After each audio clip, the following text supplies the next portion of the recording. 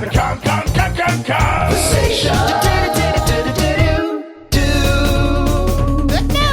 Mr. Big Spinks has worn himself out after trying to strangle me for over a month. Now, Mr. Big Spinks, allow me to ride your back like you're Donkey Kong and I'm Diddy, Dixie, or Cranky in a Retro Studios developed DKC game. No! Prefers the traditional tagging method. Hello and welcome to the Kongversation. I'm Hyle Russell. And I'm Dustin Jackson, here once again. Dustin, did you have to think about your own name? Because there was an uncomfortable pause there. And I never know, I'm like, oh, does my co-host know to introduce themselves? Or have they forgotten everything about their identity? It wasn't written down in the notes. I had to scramble to come up with something. Yeah, we use those notes as a crutch sometimes, and then wait, what are my thoughts on my own self? Oh Shoot, shit, name. Didn't prepare for that. Yeah. Welcome back to the show, Dustin. Thank you, Hyle. I'm happy to be here today. Yeah, we're going to talk about Conker today, why are we talking about Conker? No reason. Just wanted to. Just kind of felt like it. Sometimes you kind of spin the wheel that is the Donkey Kong universe and you see where it lands. And you're like, all right, well, this is the week for a Conker episode. Now, I generally think of Conker in the springtime because here in the Northern Hemisphere, it is spring at the moment. And Bad Fur Day came out in March of 2001. So it's just a game that I played, during the springtime. So it's just one of those associations. So whenever, the trees start budding and the bees start having sex with sunflowers or whatever it is, I think of Conker. And, same way I think of Banjo-kazooie in end of June, early July, or I always think of Donkey Kong Country 3 around late November. It just one of those associations, So we'll be talking about Conker. There is a little bit of news across the Donkey Kong universe, and I thought, it would behoove us to discuss some of the happenings around the DKU, just because none of this is worthy of its own episode. So we used to discuss the news all the time at the beginning of the Kongversation, and it's worth doing sometimes. So this week on Nintendo's website, they had all of these little comments from Sakurai himself, Masahiro Sakurai, about the reveal trailers from Super Smash Bros. Ultimate. All of the character reveals. He wrote about a paragraph each on what they were thinking when they created those reveal trailers. And, of course, among those little comments, so I'm so dismissive of them when I call them little comments. His tiny little musings. Yeah, like he's being snippy or something. They're just little comments. He's just talking about King K. Rool. No, he discussed King K. Rool and Banjo and Kazooie's reveal trailers, and not much new here, but it's worth sharing. So for the Rivals trailer, the King K. Rool reveal, Sakurai said, "We knew that there was a lot of demand for King K. Rool to join Super Smash Bros., so we decided to tease the viewers, making them think he was coming, before revealing it was a fake, and then showing that he is actually coming." King DDD appears because, as with the other reveal videos, we are trying to mix in fighters from other series to give a feeling of it being a collaboration.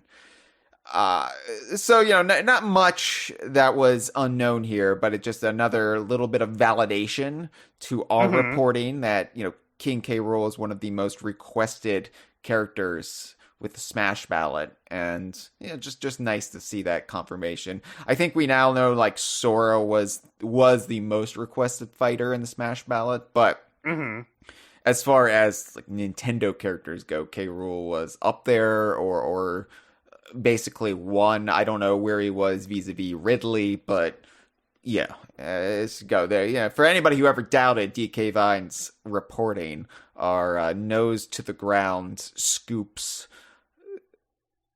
we had the scoop there first. So thank you for confirming. So don't even try to come in here saying you got the scoop first. Hyle, when you first saw this K. Rool trailer, were you fooled by it? Was I was like, oh, they're not doing DDD? Did DDD fool you? I hate to say it, but like I was so like caught up in the moment. I did like in retrospect, looking back at it, it's like no, of course this would be K. Rool. They wouldn't like tease K. Rool and then not do him. But in the moment when DDD took off that costume, I seriously went like, oh. No, they thought it was real for like a second. It was never a question in my mind. Like as soon as we saw K. Rool's shadow, as soon as we saw his silhouette in the sunset, it's like, yeah, of course this is K. Rool. Like they wouldn't do that. They wouldn't. For one thing, they wouldn't create a new model of K. Rool just to say, "Ha, gotcha." You fucks. Like now I know they wouldn't do that. But at the time, I seriously thought like, "Oh, they got me." Oh, geez. No, I was just, and for me, it's hard when I'm watching trailers to process them. Exactly. It's almost like I am being bombarded with new imagery and it's sensory overload for somebody like me who is obsessed with the small details, the fine print, it's hard for me to really take stock of what I'm seeing because it just comes in a blur and I will actually misremember things. I'll think I see things, then I go back into them later on and I'm like, oh, I guess I just imagined that. So for this trailer, it was just almost like white noise at a certain point. It's like, oh my god, King K. Rool is in Super Smash Brothers, and like I was shutting down at that point. So it wasn't until I went back and I rewatched probably 12 or more times that day that I was actually able to absorb, and so there's never any question for me that it was real. But I don't think I would have been susceptible to it for that reason, for my sort of night blindness when it comes to trailers. So right. Yeah, there was just like a small fleeting moment where I was like, oh, Sakurai got me. We're not getting K. Rool. I can't believe he would do such a thing. So with the Best Friends trailer, Dustin, would you like to read this? You know what, Hyle? I would love nothing more than to read this. So, Best Friends. With the Banjo and Kazooie reveal video, we were aiming for what's called in Japanese comedy terms, tendon.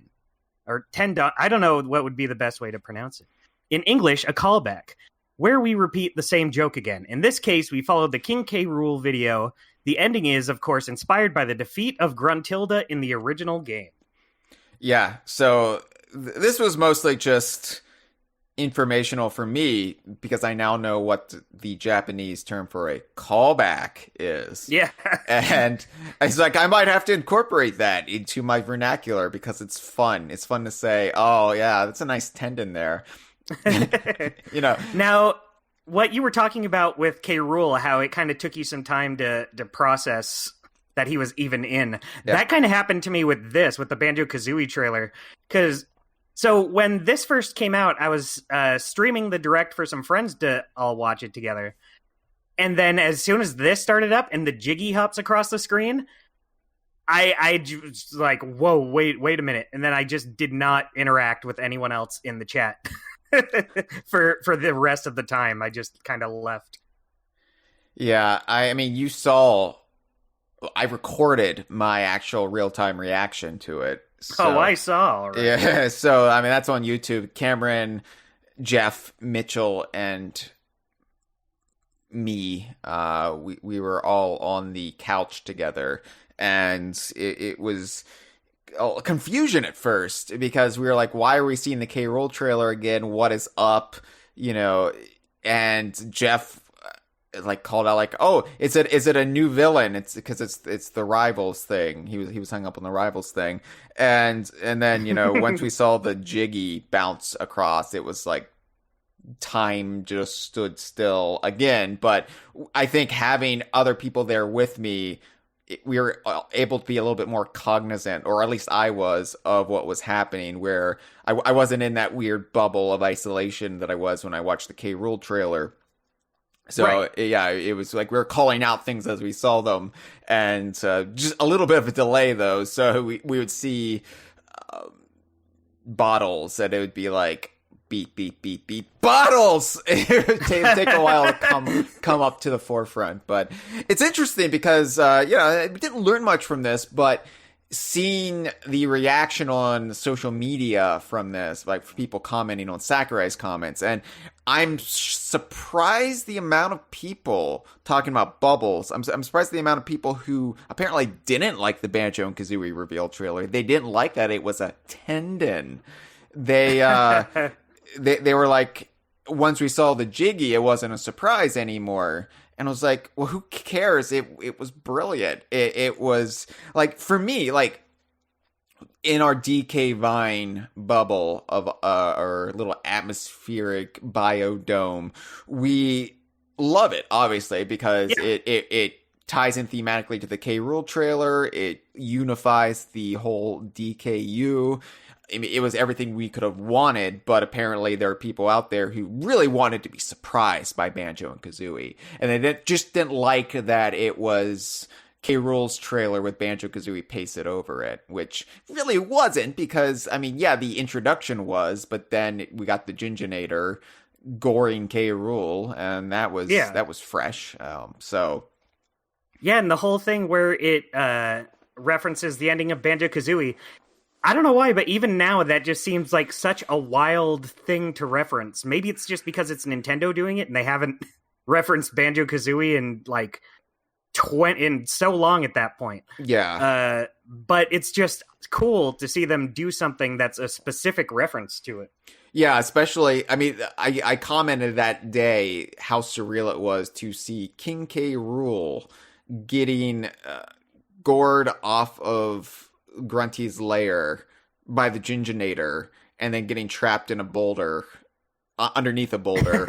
It was just like one of those weird notions that you would have, with all of the ideas you have growing up playing these games, being a Rare fan, and just imagining, oh, what if King K. Rool teamed up with Gruntilda? What if he was, what if he met Banjo-Kazooie and fought them and stuff like that, and just to see it actually play out in such a specific way that was just tailor-made for us and the audience, the fandom of those games. I couldn't come up with a better trailer. Agreed. I was thinking, if I wanted Banjo and Kazooie, if they were to get in Smash, of course, I was like always fantasizing about what the trailer would be like. Since Super Smash Bros. 4 onward, when trailers were a thing for newcomers, and I was like, well, what would that be? And after the K. Rool reveal, I really started like pondering that, and I was just thinking, I definitely wanted Donkey Kong and Diddy Kong to be incorporated. Diddy, at the very least. I wanted their shared lineage, their history, to be acknowledged in a major way, or at least a subtle way, and we got that above and beyond from what I thought we would get. So it was great. I was just surprised that some people don't like it, and yeah, everybody's different. Everybody has their own tastes, their own wants. Yeah, and I can't get agitated by that. But I was just like, this is something I thought was universally beloved, and no, turns out we can be jaded and cynical even about this. And then I saw other comments like, okay, Sakurai didn't do anything with K. Rool and Banjo and Kazooie besides put them in the game. They were garbage tier. I'm just like, what? Yeah, people have their own opinions. I don't agree. It's just like, I don't know. I'm so past cynicism, and I just, at least when it comes to my hobbies, and it's just like, K. Rool is perfect in the game. Absolutely perfect. Do I like playing as Banjo and Kazooie as much as K. Rool? No. But I enjoy their presence in the game. I do enjoy a lot of their moves. It's not, for me, like, K. Rool fits me like glove in the game. Banjo-Kazooie, it's a bit more of a learning curve, but I still, like, I don't think I would change anything. Yeah, like for me, Banjo and Kazooie are my mains. Like as soon as they were put in the game, I was like, "Sorry, Diddy, you're out. Banjo and Kazooie, you're in." But I try to keep all of those DKU characters at the for sure forefront of my rotation. But with Banjo and Kazooie, it's like, what would anyone even want changed? They play just like they do in the games. Yeah, they feel very authentic, which is great, and so does K. Rool. So I wouldn't change a thing about them. In the chat right now, because we, of course, stream these live for the patrons as we record them. We record without a net, basically. It's the danger zone. What the $5 and up DK Vine patrons hear when we record the conversation, it can get rough, especially if we have to edit it out. So they're seeing us foibles and all. But Gibbon says that if Conker ever gets in, the trailer better fucking start in the treehouse with Diddy, DK, K. Rool, Banjo, and Kazooie sitting around. Haha. And I agree. Just Andre said, yes, it better. And I, of course, I made an image portraying what that would look like with, I think this is based on a comment that Jeff made on the Kongversation where Donkey Kong goes to yawn and then somebody pees in his mouth. And he looks outside and there's the silhouette of Conker, and you could just take it from there. But who could have done that? And then going off of Cameron Regal's holiday card that he did for us back in 2019, we could even have Pikachu be the Conker in disguise. Oh, that'd be a good one. Where the real Conker comes down and I don't know, shoots him. And hits him with a chainsaw. Yeah, just chainsaws him in half, which I feel like is fan art we did back on DK Vine circa the year 2000. We did our monthly Pikachu gets mutilated by DKU character concept art because we couldn't abide that something was more popular than a DKU, so we're gonna take it down a notch. Pokemon. Yeah. Well, we sure showed them. They stayed in their lane after that.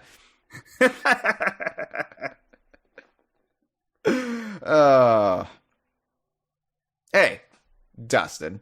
So I don't know if you heard the news today. You hear about this, Dustin? Oh yeah. You hear about this? Classic Hyle.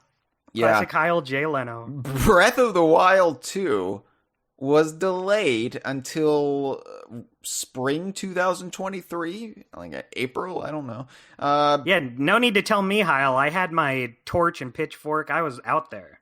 Yeah, a lot of people are upset about this delay that is what, like, at the most, like, 6 months? Like, oh, okay.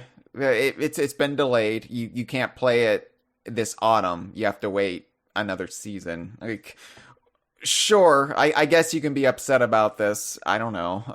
Yeah, see, for me, I'm not that upset about it just because the first Breath of the Wild is great, but it was such a huge game that I kind of had my fill. I'm not even jonesing for a Breath of the Wild 2, so I don't really... I'm sure once it gets closer to it, I'll be more hyped for it, but it doesn't bother me that it's been pushed back farther, because... To be fair, we didn't even have a date to begin with. We were just told sometime in 2022. Well, now it's spring 2023. Yeah. It's like, okay. I did want to address this because I've been seeing little comments that, you know, hey, now Nintendo doesn't have Breath of the Wild 2 in its big holiday lineup. This obviously must mean that the rumored new Donkey Kong game is going to be slotted in for a November release. And I would just like to come out and say, no, it does not mean that. It does not mean that. It actually means nothing in relation to Donkey Kong. They were not done with Zelda, so they were developing it longer.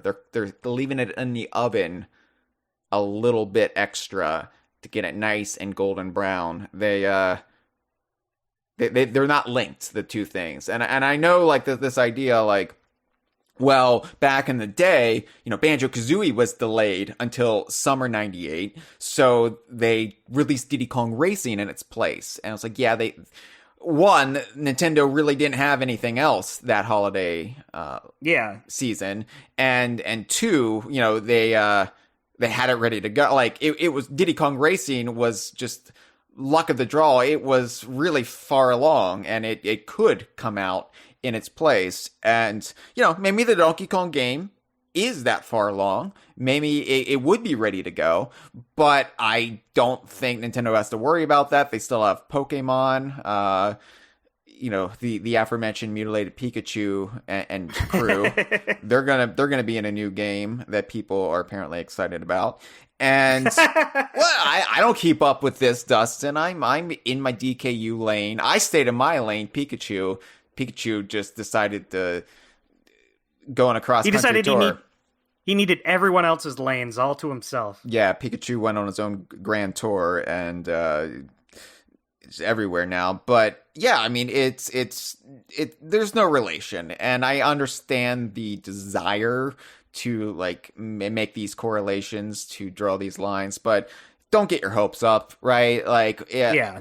E3, we just found out this week, will officially not be happening this year, even in a digital form.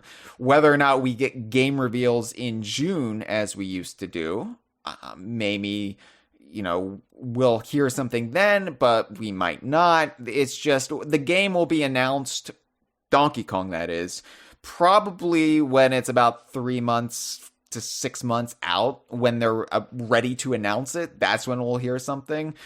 Until then, it's going to be kept under, lock and key. So just hold your breath. Yeah, I hear Donkey Kong's going to be in it. Yeah, probably. That's a safe assumption. I would say, we'll see. Out of all of the theories right now, that is one that is 100% confirmed. But I also hear a lot of doom and gloom. Like, people are just getting weird. Like, they're like, oh, well, if they don't announce it at E3 or whatever is in the place of E3 this summer, then it's just not happening. Then DK Vine was fed false information. It's Star Donkey Fox Kong is dead. It's Star Fox Grand Prix all over again. And no, it's not. No, Donkey Kong's not dead. There's stuff I could tell you that you would have no assumptions for, and once I told you, you would be like, oh, okay, well, I'm calmed down now. I haven't heard any new information about the game since I shared all the information I had about the game, but Donkey Kong is never dead.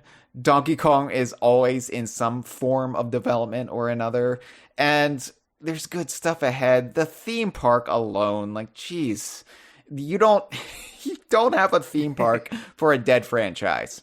You don't. Exactly. It's just, I don't know. I'm done talking about this, really, because I have nothing else to share. Anything else would just be me speculating and whipping people up into a frenzy. I don't want to whip people. I don't want to get them into a nice frothy lather. That's not what I want to do. So, I'm done talking about it until I hear more stuff, until we have anything else to go on. But don't worry. Just don't worry. Just stop worrying about it. Yeah, come on. We're going to get a new Donkey Kong game eventually. But yes, E3 has been canceled. And we don't know what the scope of what E3 would have been is looking like. We don't know if there will be game reveals all the same week, or if Nintendo will be like, oh sweet, we don't have to do anything, we'll see you in August. We don't know what's going to happen. But I just wanted to say right now that even if there is nothing happening the week that E3 would traditionally be held, DK Vine will still do something. 2 years ago, we did our not E3 streamaganza, right? Which was fun, where we just streamed DKU games all day. I don't know if we're going to do another streamaganza or if we'll do something a bit more varied, but we will try to, in our best way, do at home E3-like festival atmosphere for Donkey Kong, Rare, and Platonic fans for that week. So, mark your calendars. I don't even know what week E3 was supposed to be this year. I don't even think they ever got that far. But we'll have some fun with it, one way or another. So Yeah, it'll be like we're really there. yeah, without the game reveals or the chance of catching COVID. Exactly, the two best parts. And finally, Jitsu Squad has launched on Steam. What is Jitsu Squad? Well, Jitsu Squad is a 2D beat-em-up game in the style of your Battletoads or your Double Dragons or Final Fight. That's one, right? That's one of them, I think. Yeah. It's launched on Steam, and there'll be console releases later this year, but it was a Kickstarter-backed game that features appearances by Yooka-Laylee and Orextro. They are assist characters in the game. You can't play as them, but they'll show up. They'll beat up characters for you. And it's a new DKU game. And so I just wanted to say we will be doing an episode about it, first impressions wise, on the next episode of the Kongversation, which will also kick off Yooka-Laylee's 5th anniversary week. Yeah, wow, has it been that long? It's been that long. Yooka-Laylee is 5 years young. So we will have a couple different things that week to honor Yooka-Laylee. And part of that is, at least on social media, I have to rebrand as YL Vine or YL Hive or something. I lost a bet with Platonic.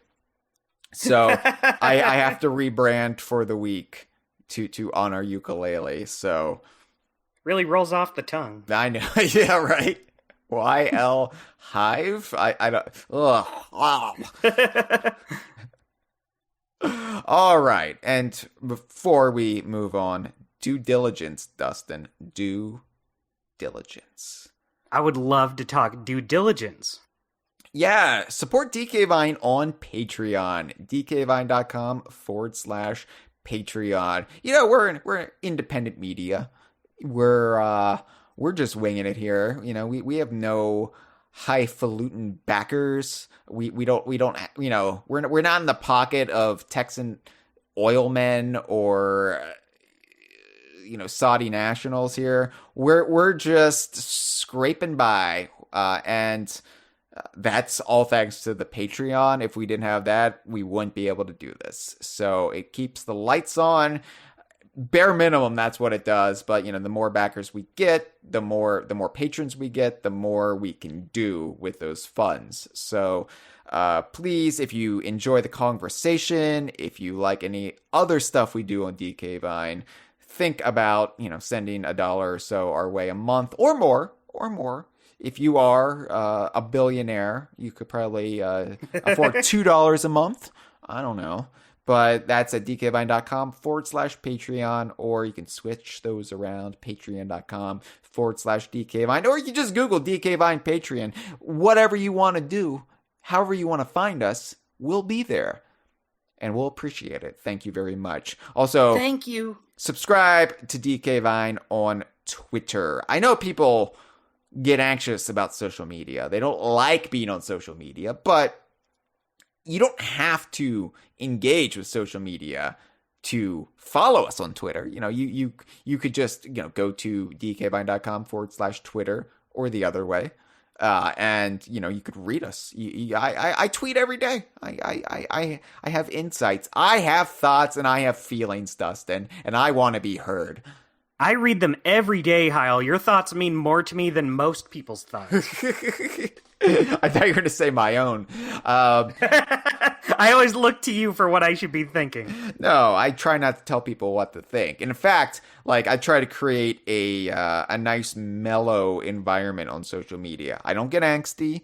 I don't get jaded. Occasionally I'll crack a joke that's a little bit barbed, but I try to avoid the whole controversy creates clicks mentality of the internet with DK Vine in general. I'm not here to get people enraged and to get their eyeballs. I want people to feel like DK Vine is a nice, warm blanket wrapped around their bodies. I can't get to sleep at night until I've read Hyle's tweets for the day.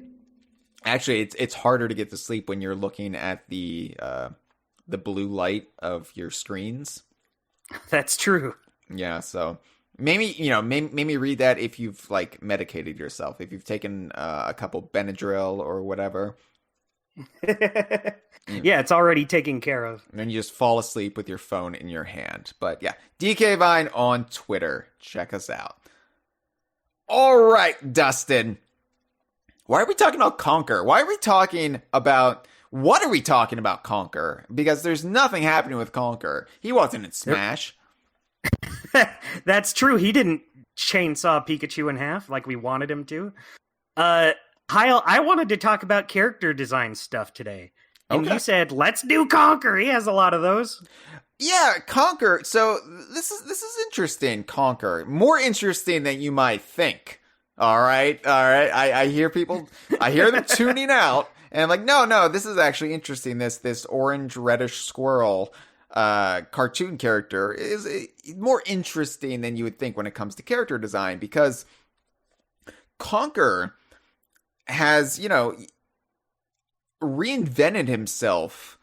Not literally reinvented himself. He has been reinvented by others more than any mainline DKU character in subtle and drastic ways from game to game. Like characters like the Kongs or Banjo-kazooie, they have had changes to their character design. With the Kongs, it's been a more gradual thing over the years.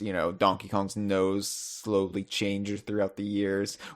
Cameron and I did an episode where we've primarily focused on Donkey Kong way back in season 5. This is kind of a sequel to that.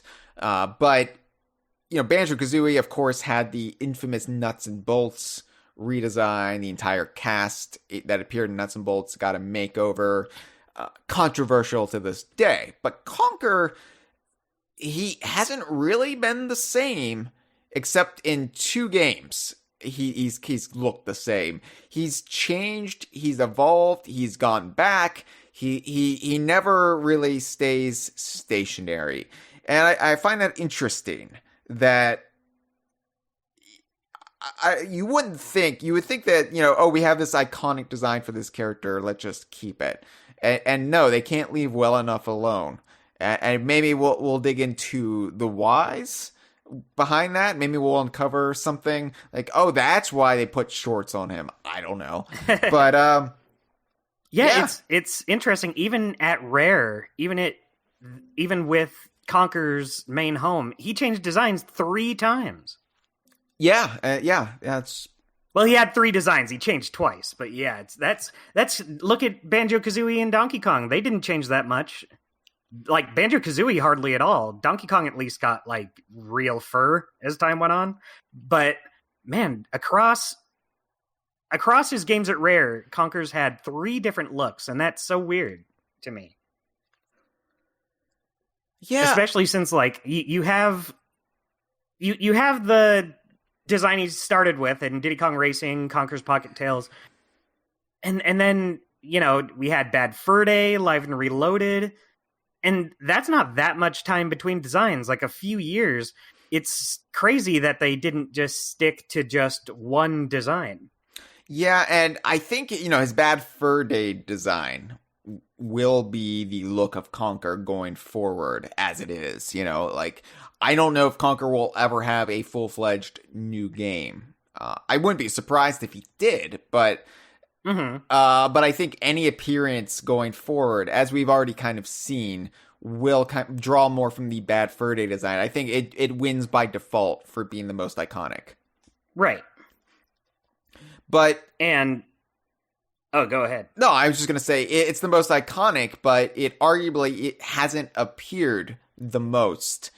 And that's funny to me because the Conker design that has appeared the most, at least in more than one game in its, unaltered state, is the original design for Conker, the what you call Gen 1 Conker.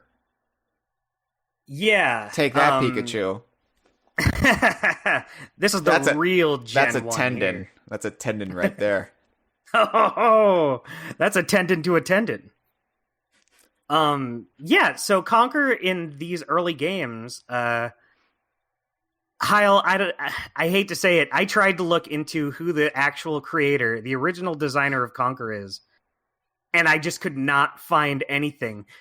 As you know, Rare was very secretive back in the day. They didn't really open up about this kind of stuff.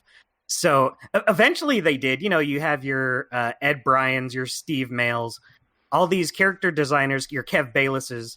Yeah. But you really don't hear much from the character designers of the Conker game.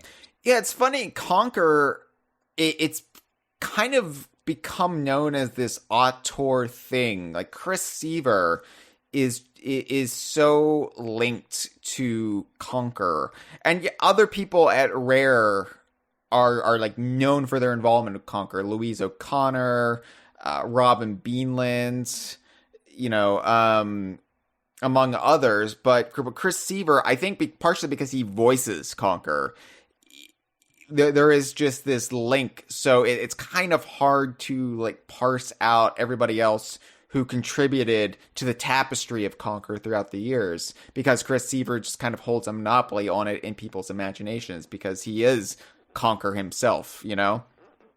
Yeah, like you hear some names like Robin Beanland, of course, Louise O'Connor pops up, but I feel like specifically, especially on Chris Marlowe is another big one that's still at Rare, yeah.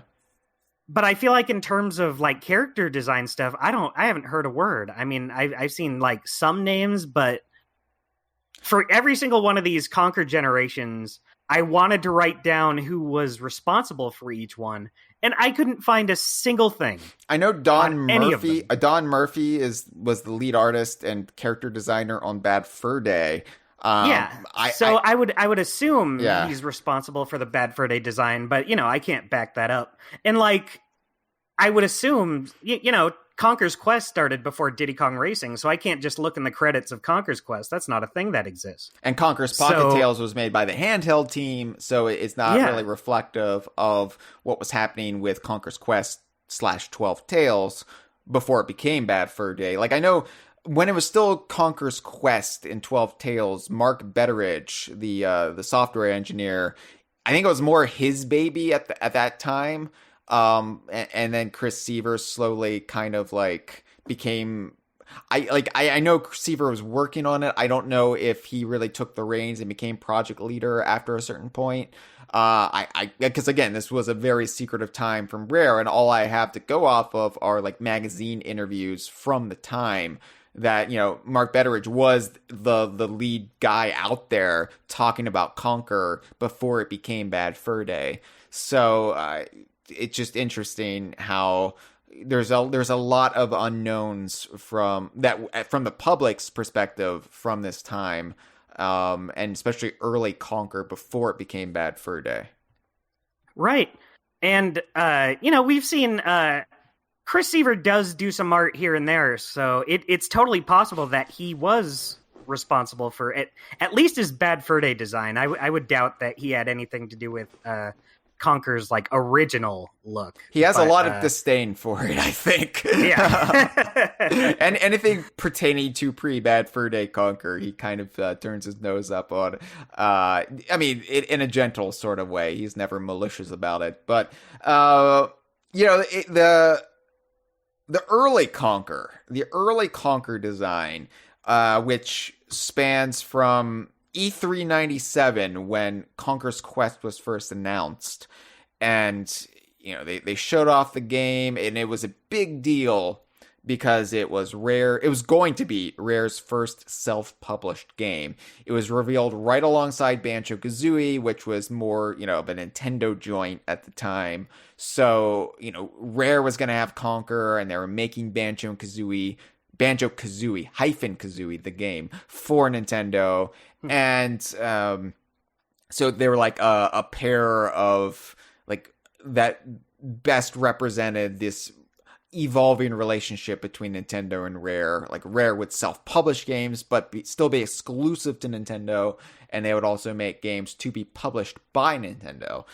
And Conker, that version of Conker was ubiquitous for like a solid 3 years onward until Bad Fur Day was revealed. That was the look of Conker in everybody's imagination. That was the Conker that appeared in Diddy Kong Racing, that debuted in Diddy Kong Racing, and would later get his first game in Conker's Pocket Tales.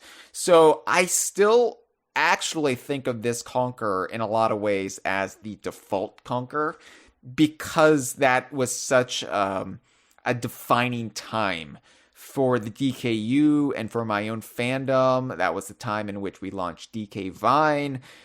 And so that's the Conker that interacted with the Kongs, or at least Diddy and Banjo and everybody else on Timbers Island. And Pocket Tales, I mean, love it or hate it, it holds a special place in the canon, especially when DK Vine gets talking about it. We all have our personal attachments to the game, whether that be Ted the Boat Builder, or Forrest Wong, or Honker the Skunk, or that time that Conker was believed to have murdered the town undertaker, but it was actually Honker that shot him, and then Conker went to jail, and then had to break out of jail, and then got into a shootout with Honker at the, what was it, the bank that they had the shootout at? Yeah, it was great game. That's so funny, because that exact scene you described, that could easily just be something in Bad Fur Day too. You wouldn't have to change that. Right. That's not too out of place. So this early Conker design, though, I still think of it when I shut my eyes and I think of Conker. Like, come on, brain, pull up Conker. I think this is the Conker I go to, even though I look to my right now and I see the first 4-figure statue of Conker on his throne from Bad Fur Day with the glass of milk in his hand and the crown, and he's the Bad Fur Day Conker, and I'm like, yeah, that's Conker. I understand that's Conker. I look behind me, I see the Fangamer plush of that Conker. Like I said, that Conker is probably going to be the standard Conker going forward, but I shut my eyes and I still see this early Gen 1 Conker. Yeah, when I close my eyes, I see his horrifying face from Conker's Pocket Tales. You know, the one where he has, like, the really beady pupils? Yeah, it's weird. Like, were they, like, looking at Super Mario 64 and they're like, this is what gamers want nowadays. Games to start with giant close-ups of the character's face. Let's do it. Yeah, they need a giant Conker face with tiny beady pupils on a pure black background. It just a void. Watch out, Mario. Yeah, so this early Conker, Gen 1 Conker, as you call him, when you compare him to the later Conker designs, the thing that really strikes me is his fur is a lot darker. It's actually like pure red. It's more reddish. It's actually closer in color to a real squirrel, a real red squirrel, than later Conker, which I believe it was Daly who said that the later Conker from Bad Fur Day onward reminds her of the Cheetos mascot. He looks like he smells of Cheetos because it is such a bright, vibrant orange that he only gets more orange. Yeah, and I look back at the fur of the Gen 1 Conker, the OG Conker, and I'm like, well, at least he looks like something from nature and not something that climbed out of the irradiated forest around Chernobyl, you know? That's true. Yeah, his fur's even... If you look at the Pocket Tales render in particular, it's even more brown than red. Like, I think the fur effects on the other ones bring out the redness, but the Pocket Tales one doesn't even have fur, and it's really more of a brown color, which is also a good squirrel color. Yeah, and Diddy Kong Racing and some of the renders, the public renders for 12 Tales, he's got the furry shenanigan effects. You know, Rare's realistically styled ACM fur that it took Nintendo a decade and a half to catch up with. But the Pocket Tales Conker, he's got the more just untextured fur that, it's just, you'll just have to take our word for it. This is fur. It just kind of looks like a plastic action figure of Conker. I'd love to own a plastic action figure of Conker. We're finally getting a Banjo-kazooie action figure, so maybe apparently Conker could be around the corner. Well, that company does have the license for Conker, so. Oh, that's true. I totally forgot. Yeah. Yeah. I don't dislike this design, but I do have some small nitpicks with it. His expression doesn't change much, which, is, excusable given the time it came out, but he always looks tired to me. Like his eyelids are a little lowered in every single one. So he's just always, it looks like he just woke up. He just got out of bed and he's like, all right, let's do this. I'll wake up as we go. To be fair, the Bad Fur Day Conker also has his eyelids lowered. Yeah, I feel like something about it works a little better for me. I don't know if it's just because the color's more vibrant or if they're like not lowered quite as much. But I don't really get the impression that Conker is tired, and this one always looked tired to me. Which is weird because that Conker is always hungover. Where we presume this Conker has never had a drop of drink in his life. I think it's this Conker's always pretty excited too. All his voice clips are like, yeah. Wow, yeah, your microphone just peaked like a couple times because you were so excited based off that. I think the difference is the Bad Fur Day Conker does have the facial emotes. Like, he's very expressive. That was one of the big graphical draws of that game was, look, we're basically having a real life cartoon character on your N64. Look what we can do.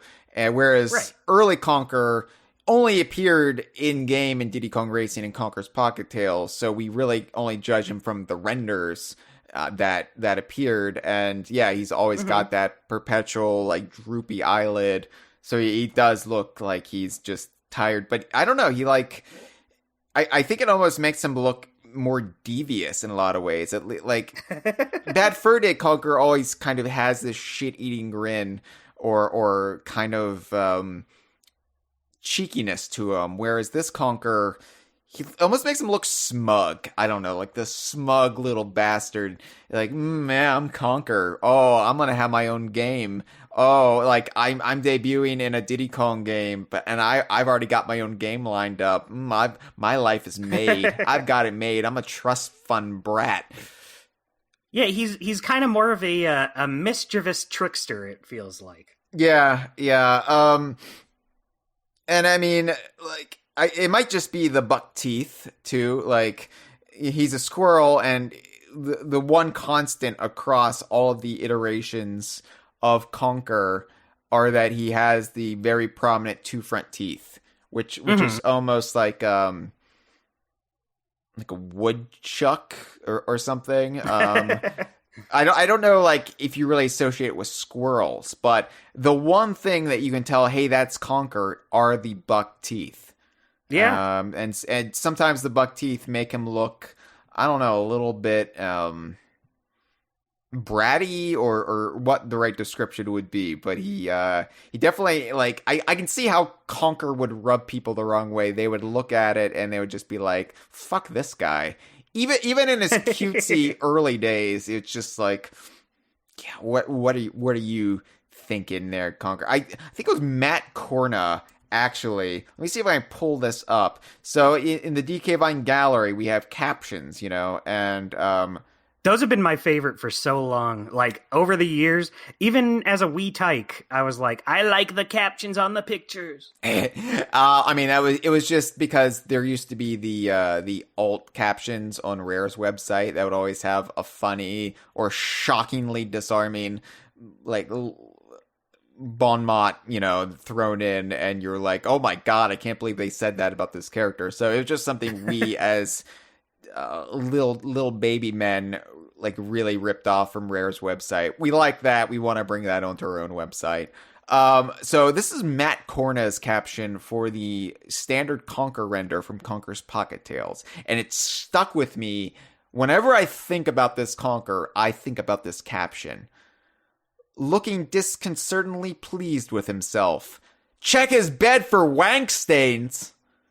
I was gonna say that as Matt, but I can't really do it justice. So the very Matt Corna, voice that we all know and love. But yeah, I mean that really sums up this Conker, is check his bed for wank stains. Like he he looks like he got away with something, and he's feeling very good about it. He's like, tee hee hee, guess what I just did? Yes, there's some other small things, like Cameron actually pointed them both out in the chat. The weird indent Conker has at the top of his head is a little weird.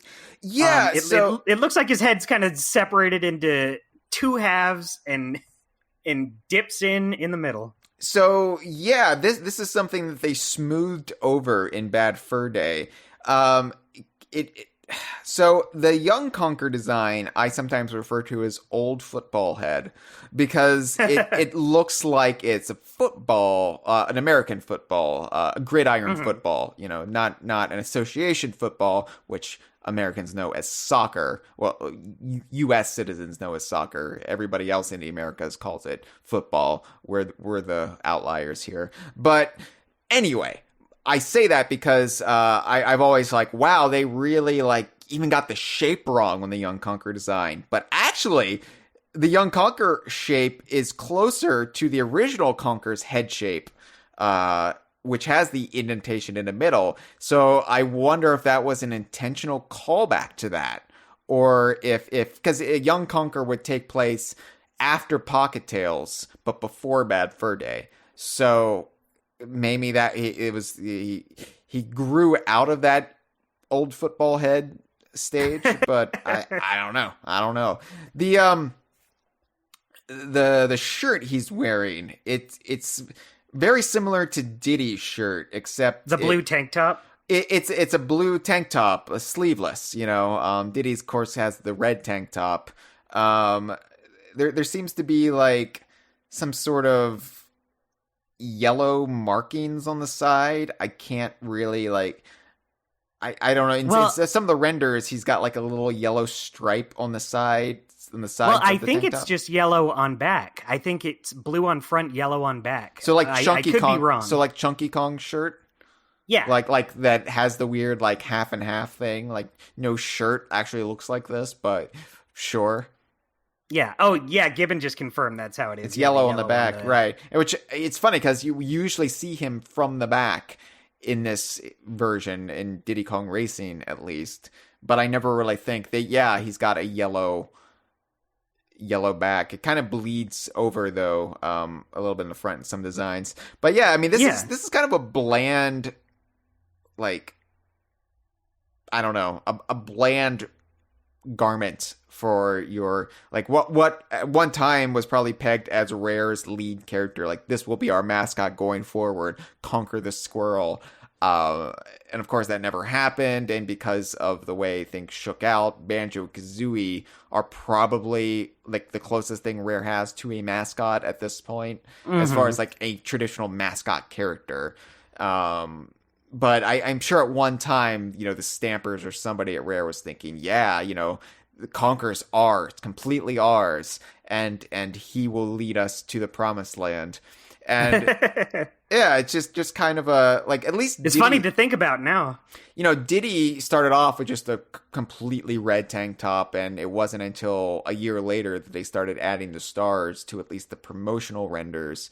And then they were officially incorporated in the games with Diddy Kong Racing in '97, and yeah, there's just nothing to this. And I don't know, I think it just needs something else. It just needs a little something that tied together. It's too samey in the middle.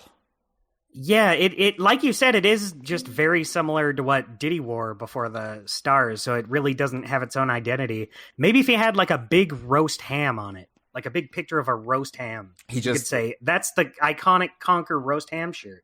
He's just, paid by the Ham Council to promote ham. Or, a squirrel's favorite food. Or it could be hey, I'm making my heroic debut. fighting a giant pig from outer space. Look at what we do to pigs on Earth, motherfucker. Look at the shirt right twice. Here, buddy. Yeah, notice how you never see another pig in the Conker games. His shoes. Now, the shoes are weird because they, at first glance, look similar to his shoes from Bad Fur Day, but they are, in fact, a little bit different. They still have the yellow, tip above the toes, and they've still got, the white lining, but there's a red stripe that doesn't go all the way around like his shoes in Bad Fur Day do. And also there's a little oval on the sides of it that I think is supposed to be a play on, the Converse logo.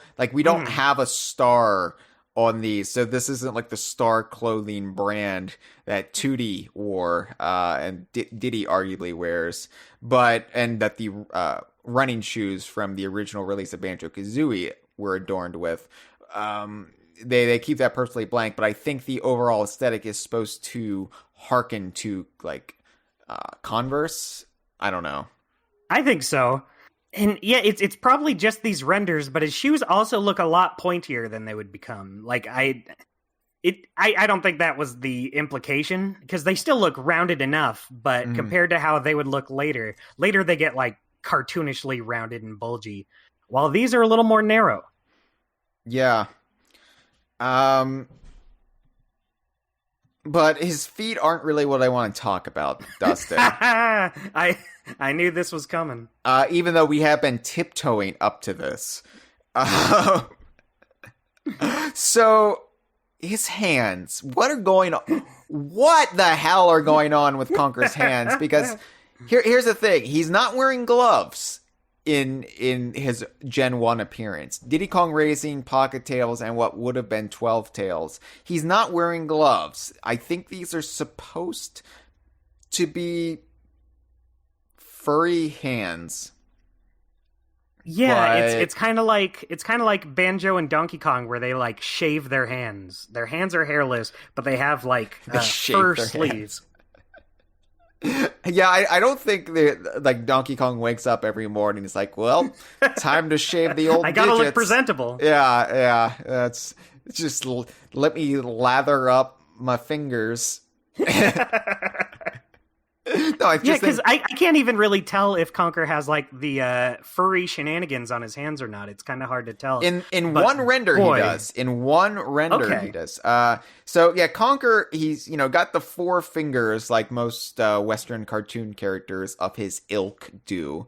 He's got whitish or off-white hands, and in some of the renders, like in Diddy Kong Racing and Pocket Tails, they match his the skin around his mouth and nose, right? But the problem is the one Diddy Kong Racing render in particular, where he's reaching for the balloon. It looks like his hands are not made of flesh.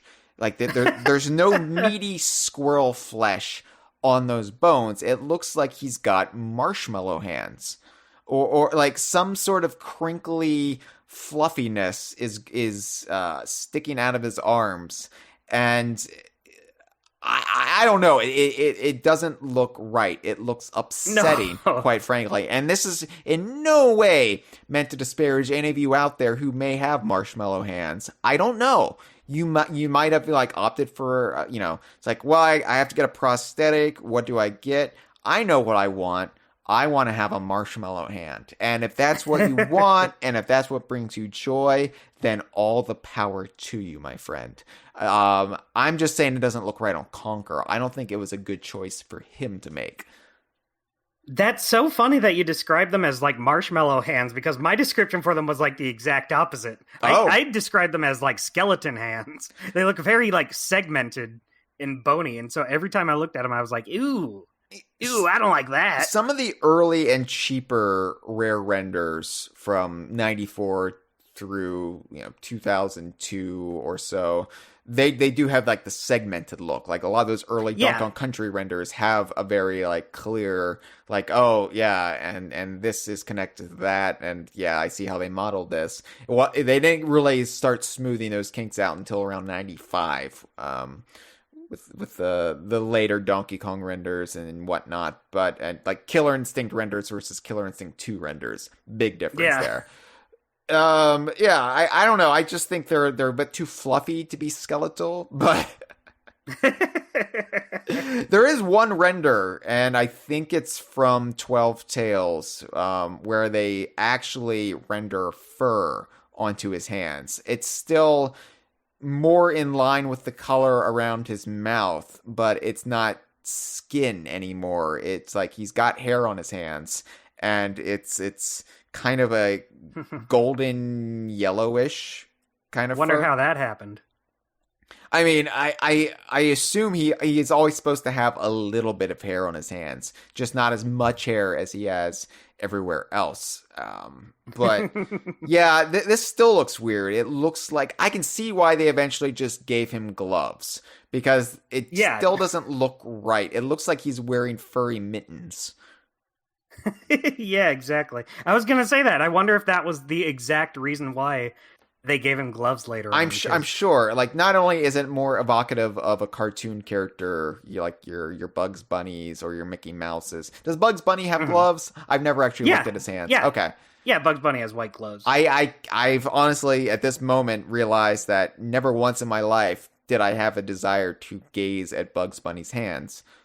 Oh, you're missing out. Yeah. 'Cause the hand fetishists aren't a thing, really. Like, we got the people who love the feet, but the people who go for hands, it's not really a thing. I know there are hand models, but so there must be people who really love hands. Yeah, everything's a fetish. I guess you're right. Yeah. I mean, I'm sure people have accused me of that, like, as much as I've analyzed Diddy and Dixie's hands over the years.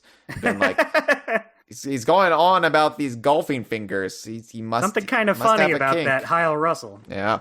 Hey, you can think about me whatever you want. Whatever makes you happy, whatever gets you off, so long as you do it within the confines of the law and respect towards others, I say go for it. Yeah. That's Hyle's catchphrase. He's always saying that. Yeah. Anyway, I hate Conker's hands. I don't think they've ever looked good ungloved, and it's funny because until we had this discussion, I would be like, yeah, I like Conker without his gloves. I like him going au natural. I like him feeling the breeze against his thumbs. But no, I hate it. I hate it. It does one of those Ren and Stimpy close-up paintings of Conker's hands, and it does the foghorn, the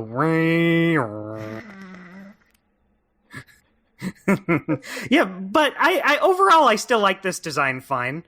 Yeah, I know you were saying you still can kind of consider it the default Conker, but I think just so long being so used to the Bad Fur Day design, it really doesn't come to mind anymore, but I still like seeing it. It's a very nostalgic design for that era, especially. It definitely helps convey that Conker is younger.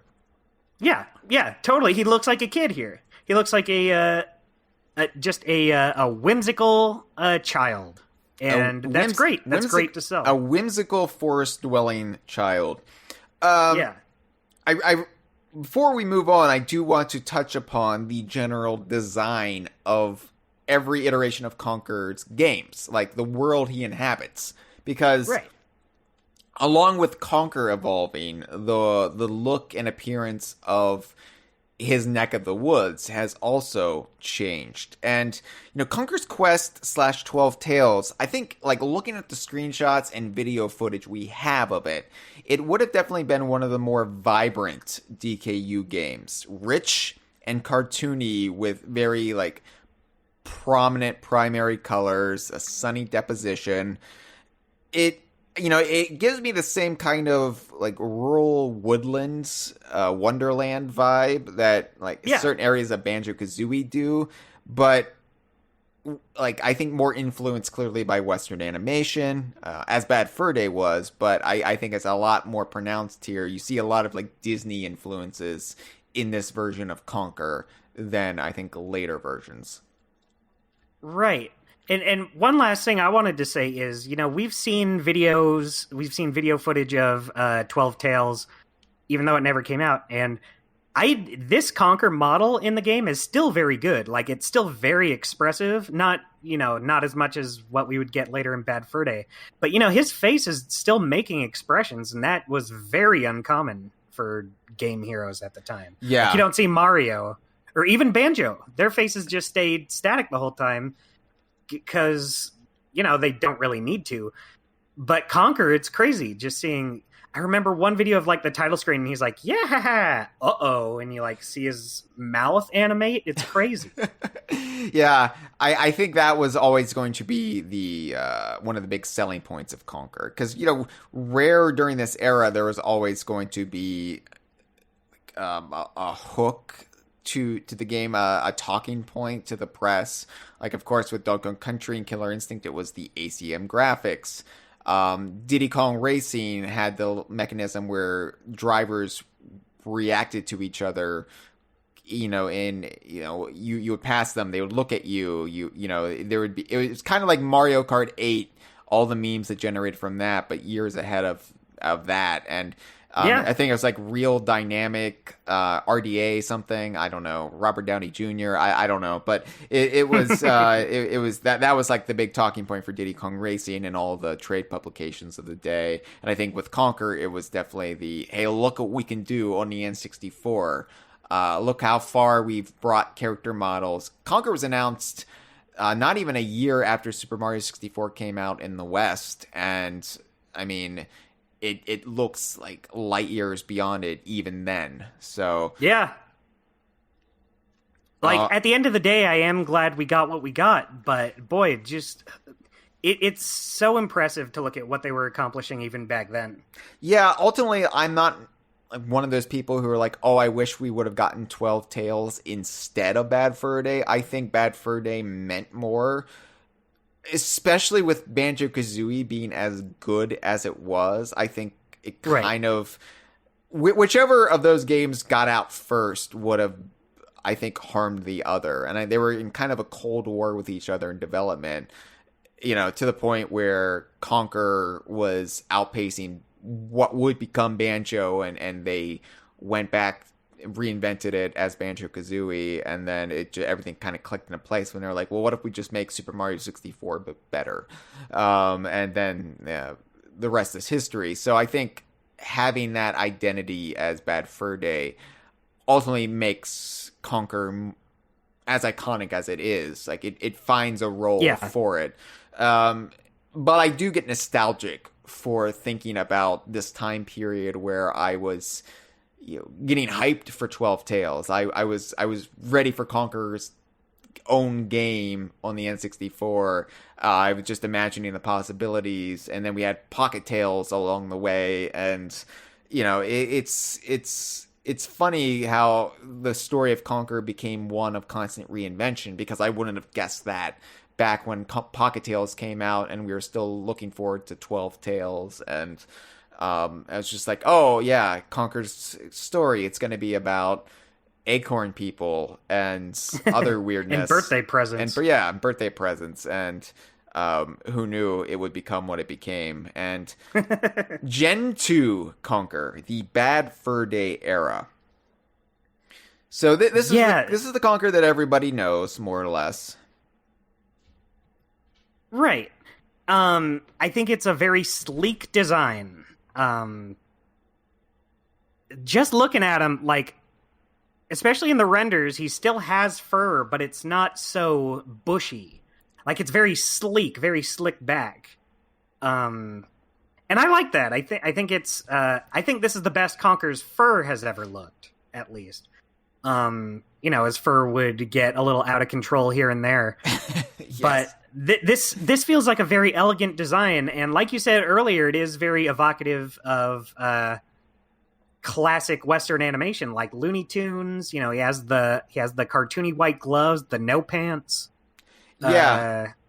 In general, I feel like Bad Fur Day takes its cues more from Tex Avery, Looney Tunes, the Warner Brothers style of animation over Disney. and maybe because those just in general tend to be more crude and more mischievous than their counterparts at the time. I don't know, but yeah, it's as far as Conker himself goes, you're right. Like it almost looks like he got a trim, like he got a full body trim, and he's wearing the short haired look. I don't know. Maybe he was shedding his winter coat. I don't know how you explain this in universe. Maybe he just slept on it funny. He is having a bad fur day after all. So maybe that's true. When you say this is the best his fur ever looked, I think you're kind of being rude. I'm sorry, Conker. I didn't mean it. I meant nothing by it, bro. But yeah, this really does strike me as like closer to an actual squirrel's fur. I might be wrong. I don't go out looking at squirrels every day, but I don't really necessarily think of squirrels as being like really bushy, other than the tails. I feel like their fur is usually pretty slick back like this. So I mean, generally, a change for the better. Conker is based on a European squirrel, which I don't encounter when I'm having my wilderness adventures. So that's true. I guess I never have. Whenever I befriend a squirrel, whenever I get up close and personal with the bushy-tailed kind, I'm not thinking like, oh, you look just like a friend I know. His name is Conker. Have you met him? I'm like, wow, you're gray. You kind of look like rodent. I think that every time. Getting some real rodent vibes from this guy. Yeah, you're right though. He looks less tired now that I'm looking at it, and part of it too is his cheeks might be more filled out. He doesn't seem to have as many dimples in his cheeks, and I think it gives him a fuller, fleshed out appearance. It's probably just the beer weight he's putting on from all the drinking. He looks a little bit more bloated, but I think it helps make him look less gaunt and less tired wears as it a well. result. Yeah, for sure. And the white gloves, they really pull it together. Like and until this day, I would have argued against the necessity for Conker wearing gloves. But now that I look at the comparison shots that you've compiled for me, now that I'm really ruminating on it, oh my God, never take those off, Conker. It's a horror show underneath. Yeah, I feel like every single time we see Conker's hands, it leaves a little something to be desired. We'll get more to that a little later. But, yeah, I just think this Conker is just it's such an elegant design, for lack of a better word. Like, it really gets across that cartoony vibe. It's nice and expressive. It's really not too much in any direction. It feels, I guess that's just the best way to put it. It feels refined. And what really helps is that I was complaining, too, about the sameness of the tank top. It's just all blue. I feel like we just like sussed out why they changed Conker the way they did, because all these conversations must have come up during development, being like, wow, we need to break this up a little bit. So they instead gave him a jacket with a big comical zipper right down the middle. I love that zipper. Yeah, it makes total sense. I can't think of many other video game characters who just have a hoodie. It is a hoodie. I call it a jacket, but technically it is a hood. We never see him with the hood up, so it's easy to forget that it is a hoodie. And it's just a nice, solid blue color. I feel like the color scheme of this Conker is great, too, because, blue and orange are complementary colors, and they narrowed in on that. They said, out with the red, in with the orange, just because it complements the blue a tiny bit better. That's why you see on all the movie posters. I don't know if it's I don't know if it's still like the design trend, but I know for quite a bit of the last decade, you would see all of these movie trailers that would just be hues of orange and blue. And even if it wasn't logical to have those colors be dominant, that is what they would just rows and rows of, DVD cases back when DVDs were the primary, viewing method of media, but it would just be blue and orange, blue and orange, blue and orange, and you eventually got as sick of it as you did the wah sound in the trailers. That just happened. Yeah, trailers always find something to fall back on. We're not so different, you and I, Dustin. But the world is changing, so Conker has to change with it. Like I said, the shoes are the only thing that breaks up the orange and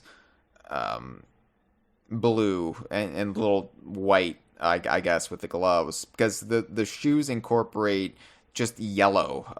Like they still have the yellow tips on them, but they've changed them so they don't look so much like Converse. I think they didn't want to get sued. And actually, we just had these discussions with why did they change the running shoes in Banjo-kazooie? Even in Banjo-kazooie itself, I didn't realize in later releases of the game they changed them from the star logo to what became the turbo trainers in 2E with the little lightning bolts. And it was because they got too close to Converse, and so I'm wondering if that's also why they completely changed Conker's shoes. They got rid of the little ovals on the side, and they also made the red stripe go all the way around, because looking at the Conker shoes in Gen 1, they just had a little stripe, which Converse also has. So I think they just like, we got to change these or else Converse will get litigious with us. We already had to change them in Banjo-kazooie, so let's change them here. So don't want to piss them off again. Yeah, overall, I like this Conker. I think it's still clean, it's simple. It rectifies the problems seen in his earlier renders. And there's a reason why this has become the default, along with Bad Fur Day being his most recognized and celebrated appearance. Yeah, it's just very it's simple, and it really gets across what they're going for, the more Looney Tunes classic character design. And I do feel like a lot of that is lost with the next one. But, it doesn't really matter because they eventually went back to this. Yeah. And this is, like you said, this is kind of the Conker they put out now. Like, that you, of course, are familiar with the recent U2's Conker figure. Yes. I ordered it. I don't own it yet because they haven't shipped it, but, But the original artwork for it, so before they showed off the model, they had, like, a picture of it, like concept art, and it was the Live and Reloaded design. It was, in that little collage of designs I have here, it is that specific render of him in the throne. Yeah. But in the final version, it's his Bad Fur Day design. So, I feel like someone from Rare might have said something, being like, look, this is a cool pose, but this is kind of the Conker you should probably use. This is the Conker everyone knows and loves, not so much this Live and Reloaded one. Yeah, it's hard to say. But that's just pure speculation. Right. But we do know that they were going to go with the Live and Reloaded design, but then switched back to the Bad Fur Day one. Yeah, and there are plushes of the Live and Reloaded Conker that exist. Yeah. Made during the contemporary era of the game. But yeah, I think going forward, like, this is probably Rare's preferred take, even if I'm not sure if there was any behind the scenes haggling that went on with the U2's folks or not. Really quick, I wanted to talk about his in-game model, though, because we go on about the renders. Oh, definitely. The in-game model, it's amazing to me how faithful it is to the render. There are no compromises made along the way. He has all his fingers and everything. He has all of his fingers on the N64, the system infamous for its just blocky polygonal monstrosities. And here you can count all of Conker's fingers in game. It's amazing. Yeah. Well, I think sometimes he has the mitten hands, but like when he doesn't need to have individual fingers, like if you're just like running around as him. But in all the cutscenes, he can perfectly act with every single one of those things. He can flop those fingers around like nobody's business. Oh, yes. We always say, you know, Conker, in a lot of ways, Bad Fur Day is more of an interactive movie than it is a video game. And I think that might be too hot of a take. I think that's a little bit dismissive. That's one of the, like, very, very crude DK Vine talking points that I might clap back a little bit against as I get older. But yeah, but I get what you mean. Like, the focus is more on the story, and even Chris Seaver admitted that the cutscenes were kind of seen as your reward for going through the game. Yeah, so, it's not a traditional platformer in the case that Banjo-Kazooie is, or even Donkey Kong 64. And, you know, it was able to carve out its own identity next to Banjo-Kazooie and Donkey Kong 64 in a way that Donkey Kong 64 never could. So I think they made the right decisions, you know? Mm-hmm. So. I would say, I don't know how hot a take this is, but I would say Conker's Bad Fur Day might be it comes down to taste, but I would say it's probably at least the most technologically the best looking game on the system. Yeah, for sure. I mean, it is, I think, night and day. I think that, you know, there are some effects that I might say, like, oh, that's not the best it could look on the N64. Like, the way it conveys fluids, like blood and shit and, you know, all the fluids, urine. It looks a little bit weird, but it's very stylized, and I like the way it looks. I'm just... You know, I'm not sure if it's the best that Runny stuff could look on the N64 when compared to other appearances of Runny stuff. Like, I don't know, Wave Race might have better liquids than Conker, but I think for the most part, a Conker Wave Race clone where you like. You ride your wave racer around, and that's a hard thing to say. You ride your wave racer around. You ride your wave racer around.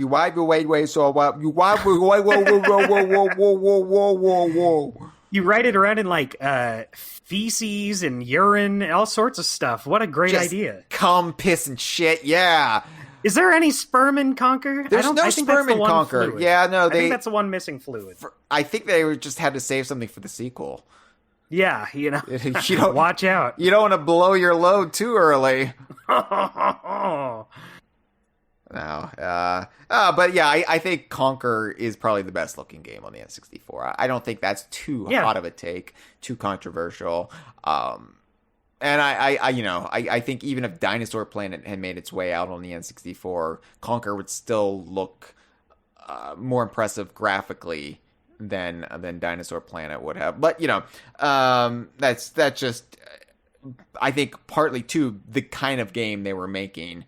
You were able to have, like, more of an emphasis on the appearance versus just making sure the mechanics work right, you know? Right. The overall look of Bad Fur Day that complemented this Conker, it wasn't the same vibes as 12 Tales, and I don't know how to adequately explain the way I feel when I play Bad Fur Day. And maybe, Dustin, you, the illustrator, the animator, the design expert between the two of us, maybe you'll be able to help articulate this. I always feel like the design of Bad Fur Day is more gothic in its nature, like the architecture. I know there's gothic architecture, referenced in Bad Fur Day, but I just mean like the design of the buildings and just the look of the world. It has kind of this harsher feel to it that's sort of underlying the Western animation stylings that like supported Conker's quest. The way I always described how Bad Fur Day looked is it does have vibes of old Western animation, but in like a very specific way. Like I'm even struggling to describe it myself. Like the kind of vibes I get from Conker's overall world kind of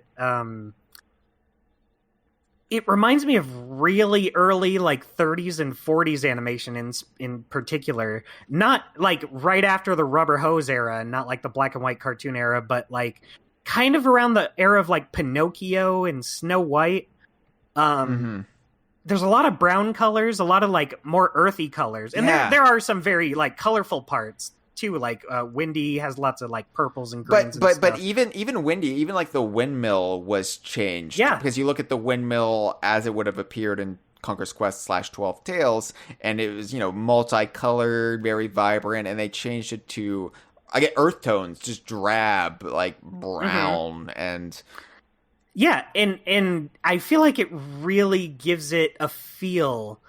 Like, I don't even know how I would classify that kind of era of animation, but it's like right after Disney was getting out of the rubber hose stuff and starting to make I don't know what that Mickey means, Dustin. You said rubber. Oh, you know how in like cartoons like Felix the Cat or Betty Boop and stuff, the characters have very noodly limbs, very segmented body parts, and they're really wiggly and rubbery. That's kind of the term people use to describe that sort of Fleischer, black and white Mickey Mouse cartoons era, because, boy, they just move around like rubber. I thought, like, Walt Disney had to give himself several enemas for some reason back. It's like rubber hose era. I don't know what was going on behind the scenes there. Yeah, that's the hose part. The rubber comes from... well, you can guess what the hose was made out of. That was his favorite kind. Yeah, I don't know. Like, I love the look of Bad Fur Day, but it's very distinct. And I think it's... I don't know, it seems to be, like, looking at, like, what Chris Seaver has done after leaving Rare with... Rusty Pup, and it seems to be like his preferred look. It's almost like veering into a Tim Burton kind of aesthetic, but not quite, but adopting some of the kind of design sensibilities. I said gothic, and I think that's the vibe I'm getting. There's a little bit of just kind of Spirit Halloween, like maybe like 5% Spirit Halloween has been injected with the rubber hose into this game. And I don't know, it just gives everything, even outside of like spooky and areas where you would expect it, it gives everything this kind of harsh creepiness that just underline the world that's otherwise very still vibrant and cartoony. Yeah, lots of very earthy colors in Conker. Yeah, I love it.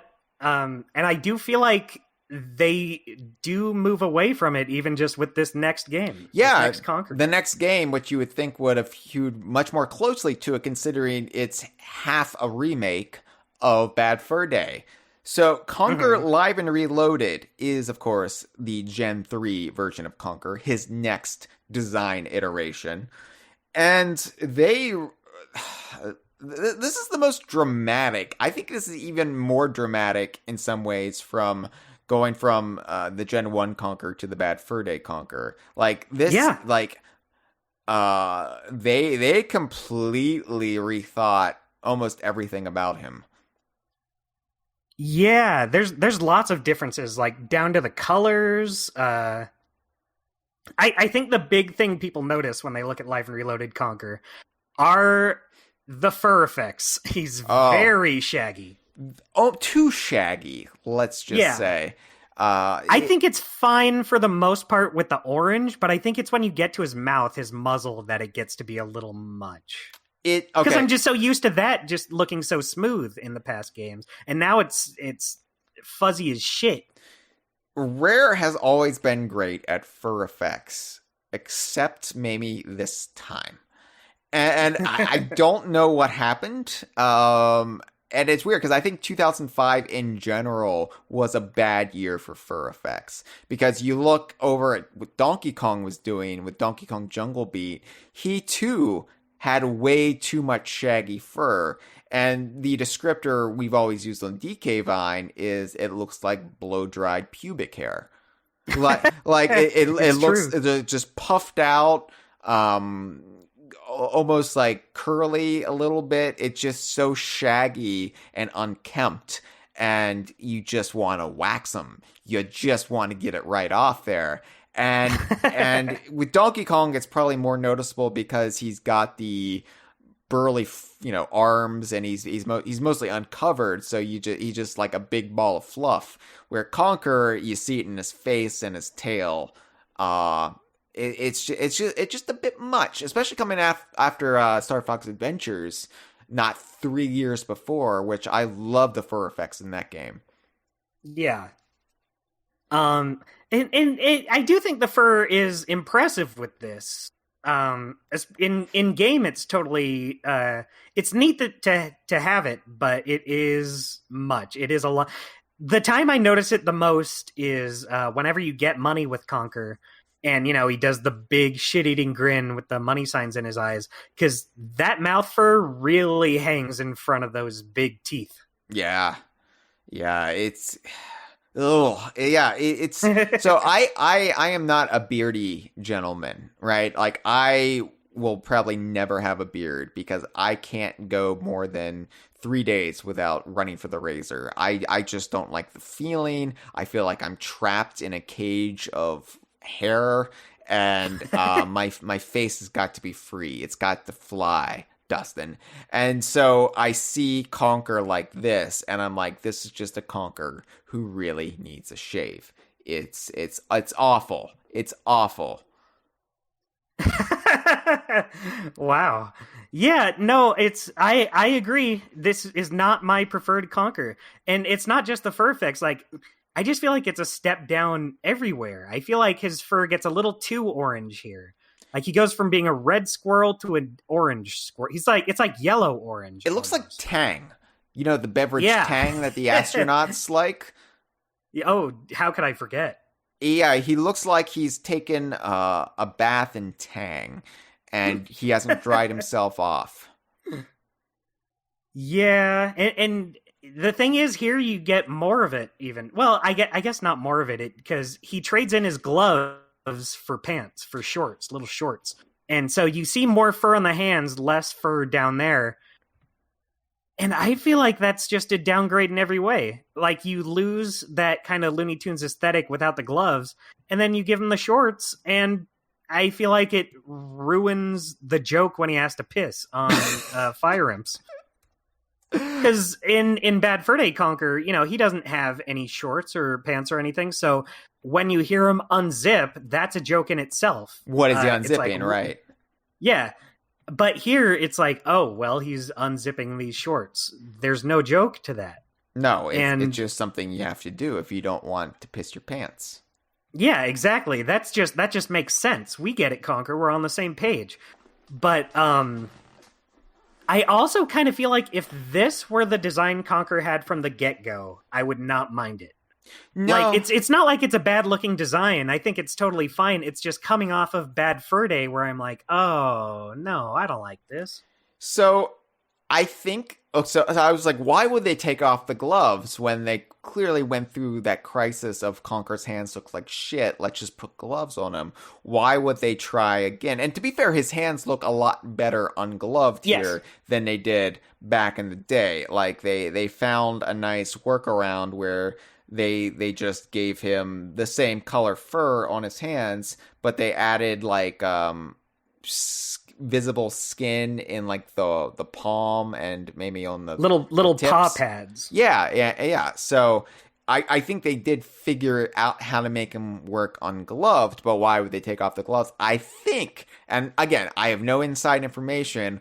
It's not like I bugged the offices of Rare circa 2004 to find this out, but I think because they knew they were going to focus more on the war aspects of Conker, and they on the game case in a lot of the promotion, Conker wasn't actually in this Live and Reloaded outfit. Like, you saw him more in the Squirrel High Command fatigues, the Army fatigues, and in Conker's Bad Fur Day, he had the gloves on when he just put on a helmet. Here, he's in the full gear. And I think they're like, well, the cartoon gloves don't look right with that, so let's just get rid of the gloves entirely. I can see that. And so when he does like all the costume changes in Live and Reloaded, he's going to be Van Helsing, the Hugh Jackman character that will be his most well-known role for decades and decades after this. Van Helsing. Yeah, they didn't really bet on the right horse on that one. No, they were like, well, what's iconic in Bad Fur Day? They were like, well, The Matrix. That's probably never going to go away. Yeah, let's do The Matrix. Bram Stoker's Dracula. Well, that's already been forgotten about, but it's a funny design for Dracula. So yeah, let's go with it. And then a couple years later, what did the kids like? Oh, Van Helsing. That's going to be everyone's talking about. I'm sure there's going to be an entire cinematic universe based off of Van Helsing. I think that was like 2 Universal Monsters shared universes ago at this point. Oh boy! Oh yeah, they've rebooted those properties so many times. Anyway, I think that's why the gloves came off. And maybe they were like, now he looks too naked. Let's give him some shorts. I don't hate the shorts. I don't think they're necessary. I'm glad Conker doesn't wear them because it's the only time he ever wears anything over his presumed genitals. You don't ever see him wear any sort of pants outside of Live and Reloaded. So yeah, you get to see where he stores his nuts for the winter. I like the look of the shorts. I'll say that much. Like I don't. It's weird, but I like that he has lime green shorts with yellow like trimming. Like I don't know. They're the kind of shorts that remind me of a soda I would have drank during this time of my life. Like it's like a refreshing lemon lime beverage covering his junk there, Conker. I don't know. It's a weird combination of colors with the lime green and the yellow and the blue, and he's orange. Yeah, I think that's my problem. I think it's a little too much. I think like you have the orange and the blue, they complement each other, and then you have the little dash of yellow with the shoes, but then you're also throwing green in there, and that green doesn't really go with anything. No, I like the shorts just as an individual piece, but as part of the character of Conker, nah. But again, like we barely saw this version of Conker in the promotional materials. It was all about Army Conker. Like that was the go-to look for Live and Reloaded, Army Conker. So yeah, I do think that Army Conker is a pretty good look, especially since in Bad Fur Day, all he gets is the helmet for the costume change. And cigar. Yeah, and the cigar. Here he gets this whole ensemble, which is a little it is a little weird logistically, because like what did the squirrel chief dress him up in this while he was knocked out? Because he just wakes up with it on. Well, again, you also have to factor in that from our understanding, and I think this is actually supported in some out of universe or like promotional materials, some text, is that Live and Reloaded is Conker in 2005 remembering the events that happened in 2001. Right.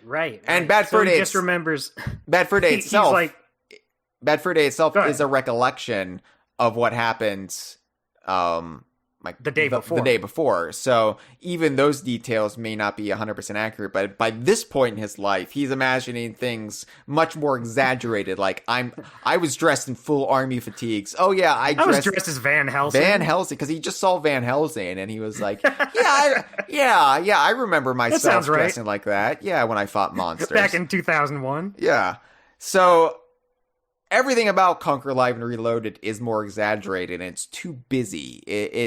I think it's like painting a mustache on a Mona Lisa, right? Like it's like, yeah, you could do it, but should you really mess with it? Should you really add all of this?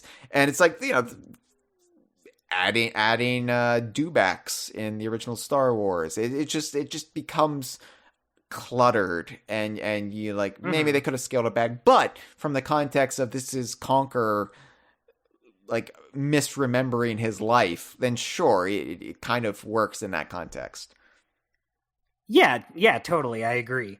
I guess I like having costumes more than I like not having costumes. Even if it's like a weird Van Helsing reference. I don't know. It gives us something to talk about at least. Yeah, you get to see Conker in other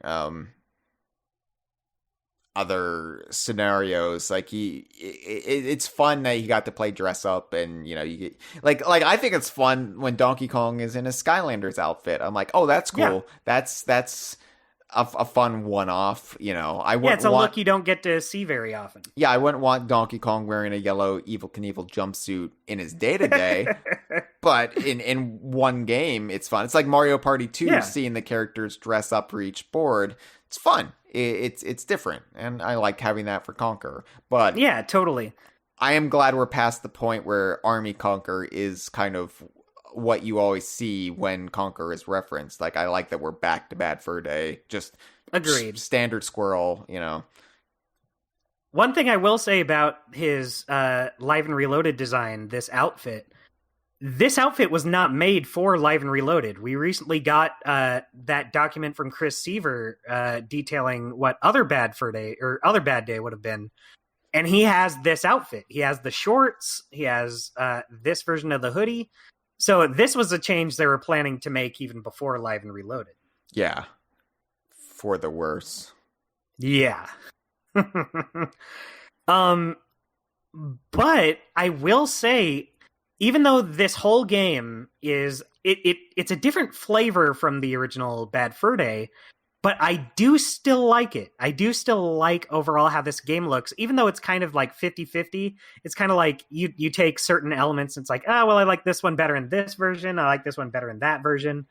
But overall, I do like that this kind of has a different flavor from Bad Fur Day, which felt... it reminded me more of Tex Avery Looney Tunes style. This one feels more like a DreamWorks or Pixar movie, the way just the world looks. It's very detailed.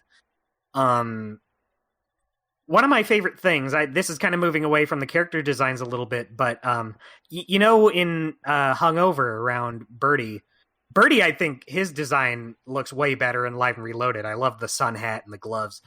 But I also just like that general area with there's like magazines littered about, toilet paper, there's an army helmet, I think, pumpkins, mushrooms here and there. It just feels a lot more lived in. And, that makes sense considering you're going from 64 to Xbox. Right. But it's just little details like that I like in Live and Reloaded. And I've seen a lot of people just prefer how Bad Fur Day looks overall. But I do feel like Live and Reloaded shouldn't be shrugged off so quick.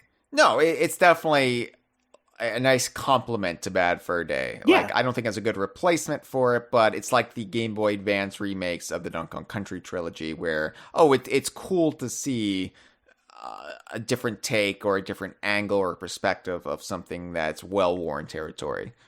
Yeah, and I think it makes it so either version is a valid one to play. It's not like one version just totally destroys the other version and is the definitive version. Here, it's like, oh, well, I can play Bad Fur Day and get a different taste, and Live and Reloaded and get a different taste. It's great. Yep, for sure. And of course, like Bad Fur Day, they had other ideas for Conker games following Live and Reloaded that never came to fruition because Live and Reloaded was not the successful relaunch of the Conker brand like they were hoping it would be. And, then Conker went into hibernation for several years. Luckily, he had all those nuts in his shorts. It kept him nice and warm.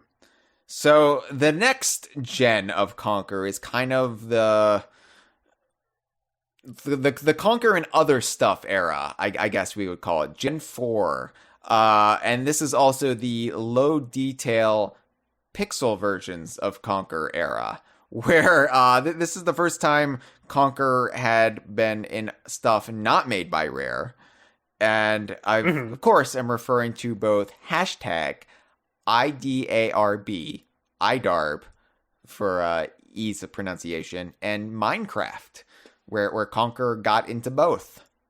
Yeah, that's, obviously you look at them, lower detail, but you can tell they're Conker. They really get the job done, get the point across, and they look good for what they are. Yeah, so it's interesting because one of the common criticisms that's been leveled against DKU character designs throughout the years is that they do tend to be overly complex.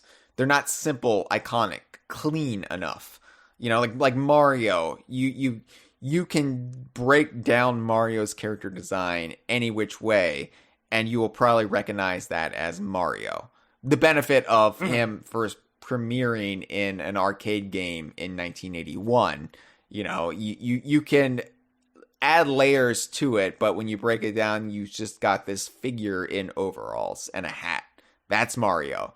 And, the era where the DKU was gestated, 94, with the promise of advanced computer modeling, we've never had to have something that simple. So you have more complex looks for them.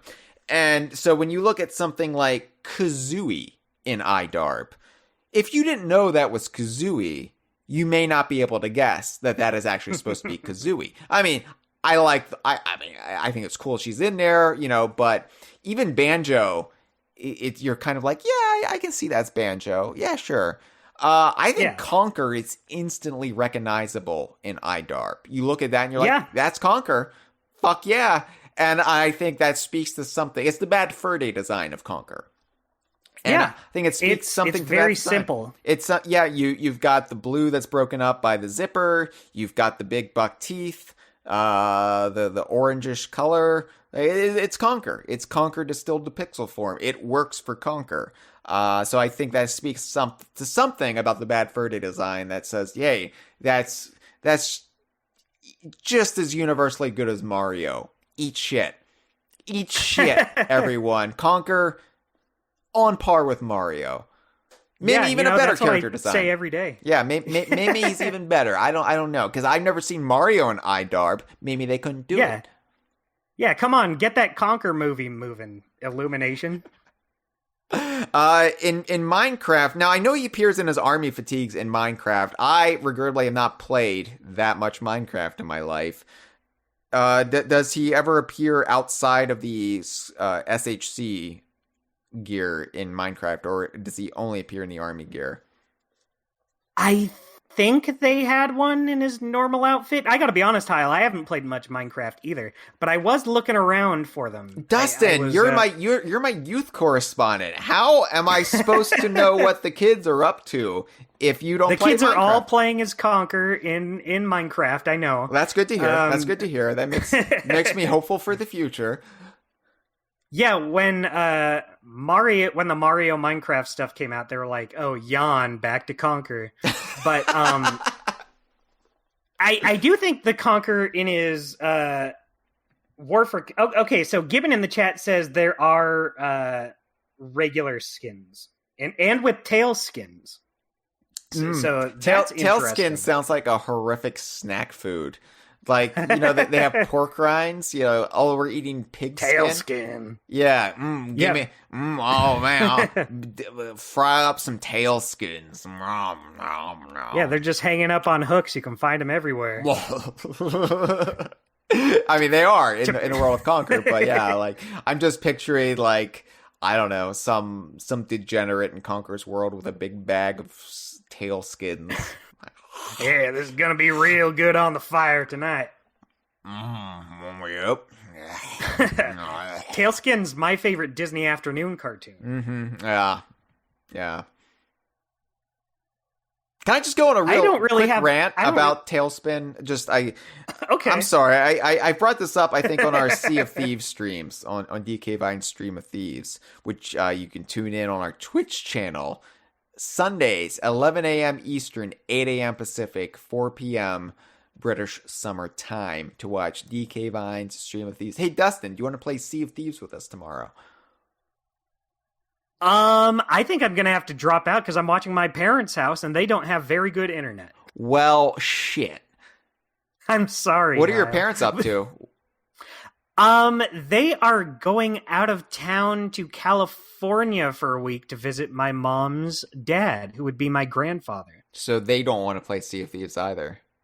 I can ask them. Okay. I mean, they've already left, so it All might right. be a little hard. Maybe but they I can could pull see. off, someplace, some hotel that has an Xbox. I'll tell them you better find one by tomorrow morning, or you're gonna miss this once in a lifetime opportunity. Anyway, on DK Vine Stream of Thieves, I went on this rant how before I saw the Disney movie The Jungle Book, I saw Tailspin.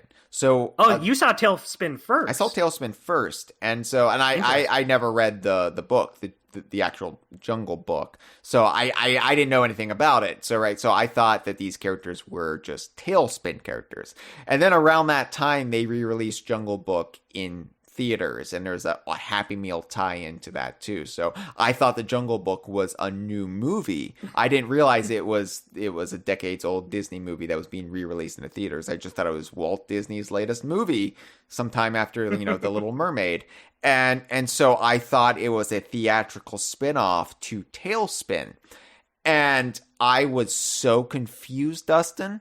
Where are the planes? Where are the I sky was like, pirates? why isn't Baloo a pilot? Why is he making no reference to his ability to, navigate the sky? Why? Who the hell's Mowgli? Yeah. Who's this kid?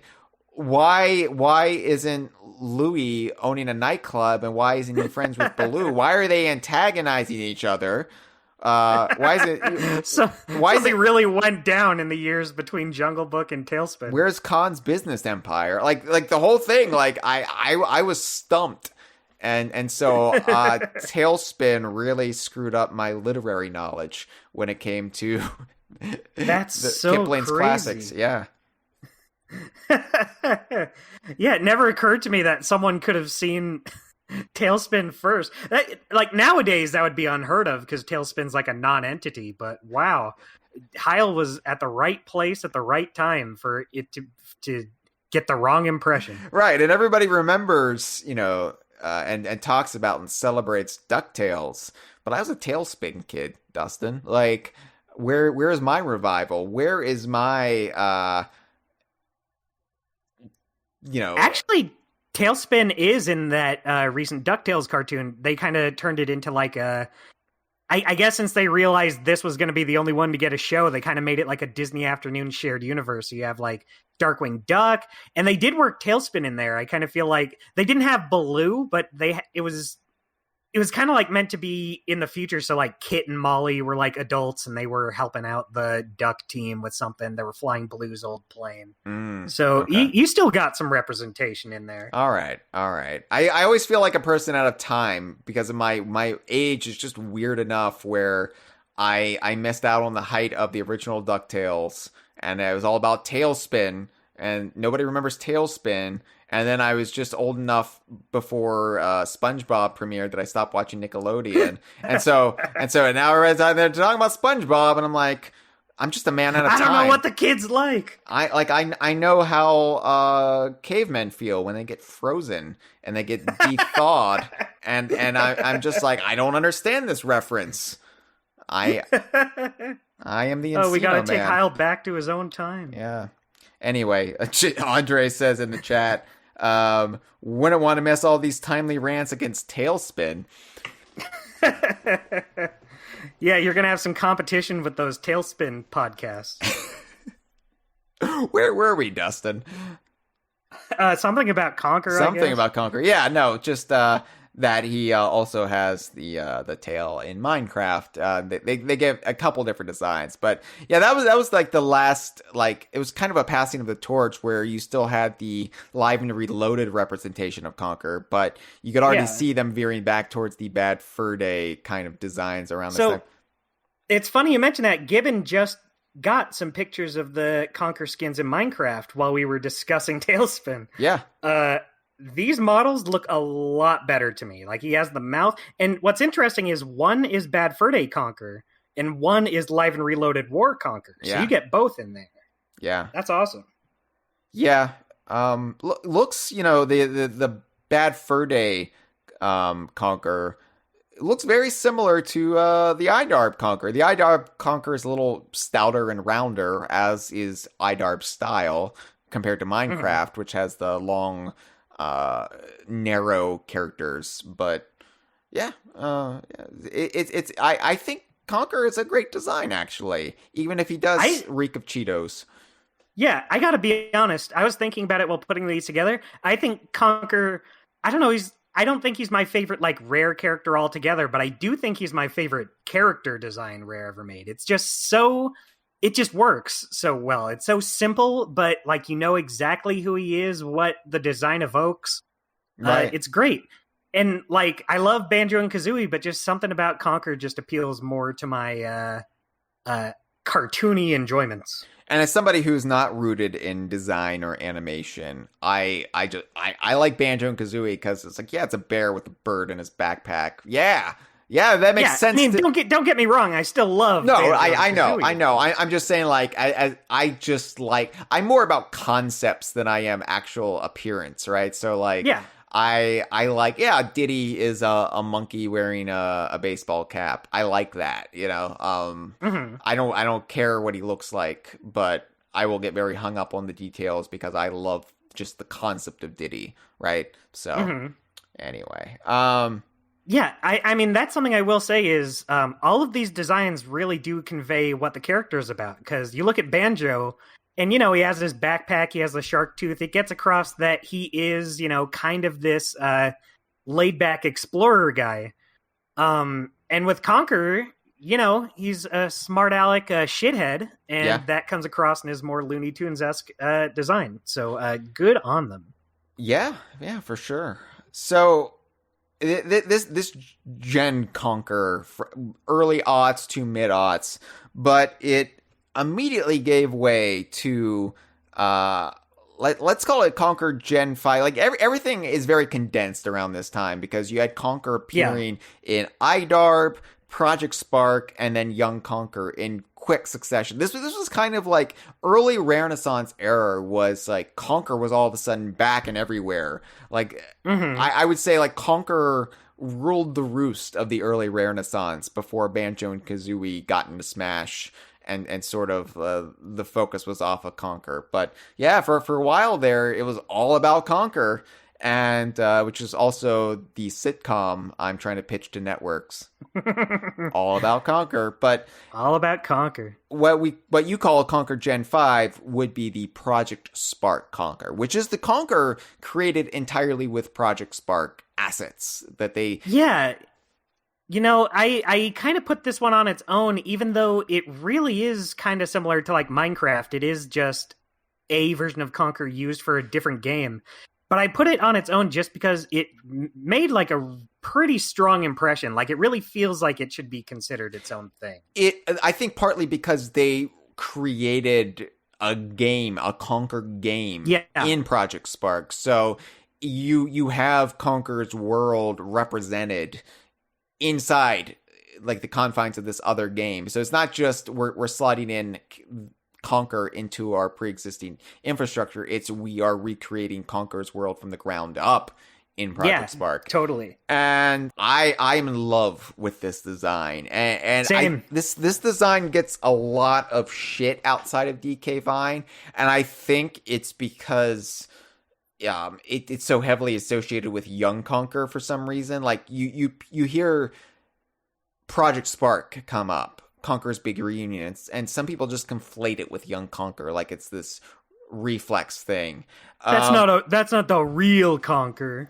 And I think also I remember like the big reunion trailer got heavily ratioed, back when that was a thing. Like it got downvoted back when you see the downvotes on YouTube heavily, and it was just like more comments than actual likes, right? And so I think that was a large part like directed from prominent YouTubers who like were like, see, they're not making a real Conker game, they're just doing this instead, we have to fight the power. and tell them, we don't want this. We want a real Conker game. Yeah, it's like, well, it's this or nothing, so take your pick. Right. And it was completely ignoring the fact that Team Dakota were going to great lengths, working with Rare to make sure that this was just right. And I've always been dicey about an actual sequel to Conker's Bad Fur Day. Even, seeing Seaver's plans for Conker's other day, or other bad day or whatever. I am just like, I like some of that, but I really feel like that would undermine the ending to Bad Fur Day. I feel like it's just like, oh, Conker actually doesn't have any growth from Bad Fur Day. He's just the same piece of shit that he kind of was. I thought he learned a lesson. Are we just really sacrificing all of this on the altar of jokes? And so it's always been something I've been... It sounds wrong to say I've been protective of, because that makes me sound like I'm some shitty gatekeeping fan. But really, like, I feel like the strength of Bad Fur Day comes from Conker's, like, the very overdramatic, overwrought ending to Bad Fur Day, where Conker's like, oh, I guess it's not all about grabbing cash and getting drunk and ogling the ladies. It's, learned a life lesson there. And I was just like, I don't want to backtrack from that, right? And so, and I realize this is an episode about design, and I'm just talking about plot and characterization, but this is just in service in defending Big Reunion. Big Reunion got the tone of what a Bad Fur Day sequel should be just right, in that you still have the jokes, but Conker himself, the character, was at a different point. He was kind of beaten down and downtrodden and older, and maybe, dare I say, a little wiser. Why are you laughing at my comments like you're Pierre Escargot from Little Wiser? Yeah, from all that, the get him in the DKU. Bathtub dwelling Kenan Thompson, yes. I am in my bathtub right now. Oh, no one can see it. Okay, well then it's fine. Why don't you just say that? Now I know why you're laughing. Like, I wanted it to be a big surprise. Yeah, it's funny. Even in the Rare revealed video for Bad Fur Day, when talking with Chris Seaver, this is also going off on a tangent not related to design, but while it's up here. Sure. He says in the video, we're not the same people to make a Conker sequel, because he says people would just want the original Bad Fur Day again, and that's not what they would want to do. Yeah. And I'm like, no, that's why I want it. I don't want you to just do Bad Fur Day again. I want it to be different. Yeah, and it would be interesting to see Chris Seaver make a Conker game now at this point in his life. Like modern day Chris Seaver with modern day thoughts and sensibilities doing what a Conker game would be now. I'd be all for that. Absolutely. Like I when I say I'm not wild about those designs or those ideas for the Conker sequel, like that was contemporary. That was like late 2000. That was like 2002. Yeah, they were breaking that down in late 2001, I think. That was, I think the time to do it would actually be as a more mature adult, and to go back. That would be great fun, yeah. But I think Team Dakota nailed it, and they consulted with Rare, and Rare told them, hey, this is what Conker would and would not do. Chris Seaver came back to do the voice. It was perfect. It was wonderful. It was just a glimpse, because we only got the first chapter before Project Spark was scuttled. Now, I always argue that, hey, with Project Spark, you can actually make the other chapters yourself. You can conclude the story. It's kind of a choose your own adventure at that point. They just got the ball rolling for us. So that's one way to look at it that kind of softens the blow there. But the design itself, because one day I will do a spotlight episode on Big Reunion, because I feel like it deserves it. I absolutely I adore Big Reunion. I get more defensive about Big Reunion than I do Pocket Tales, right? Because Pocket Tales, like, I agree, it's not that great. It just has a lot of fun concepts and weirdness to celebrate. Big Reunion, I think, is legitimately good. I love what they were able to do within Project Spark and recreate Conker's world. It's a shame what happened to Project Spark, because now seeing like what people can do with dreams on the PlayStation, and just like Project Spark was kind of ahead of its time a little bit, like by a couple years. And I feel like had it come out a couple years later, when Xbox is in a different place, when they've got a wider audience and they're more inclusive, like reach than they used to, I feel like Project Spark could have found its audience on Xbox. Yeah, definitely. Especially with Game Pass, and anyway. Yeah, just load it up on Game Pass and make a game. Yeah. Just make what you want. But, yeah, I love this design as well. Since I first saw it, I was like, whoa, that's such a good translation of his Bad Fur Day design into the Project Spark style.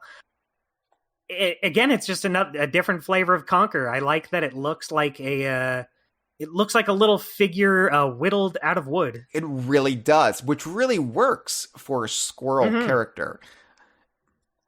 Like, yeah. when we talk about things like Paper Mario and Yarn or Woolly Yoshi, and people are like, what would be a good Donkey Kong version of that? Something that's often bandied about is, what if we get like wood carvings or something like to portray the Kongs?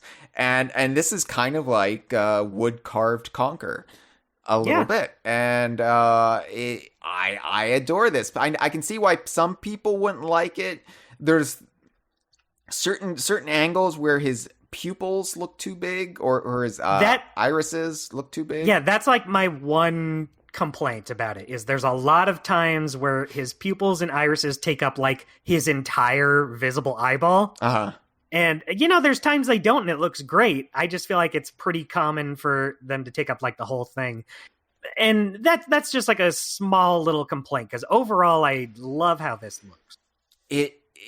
It's just the Bad Fur Day design made in Project Spark, but stylized. It just works so well. Even like the little zipper in the middle of his hoodie, it's got this like little instead of the hole, it's got this little like swirly-do like hieroglyphic. That's awesome. That you see in Project Spark, but it just like, oh yeah, that's instantly recognizable.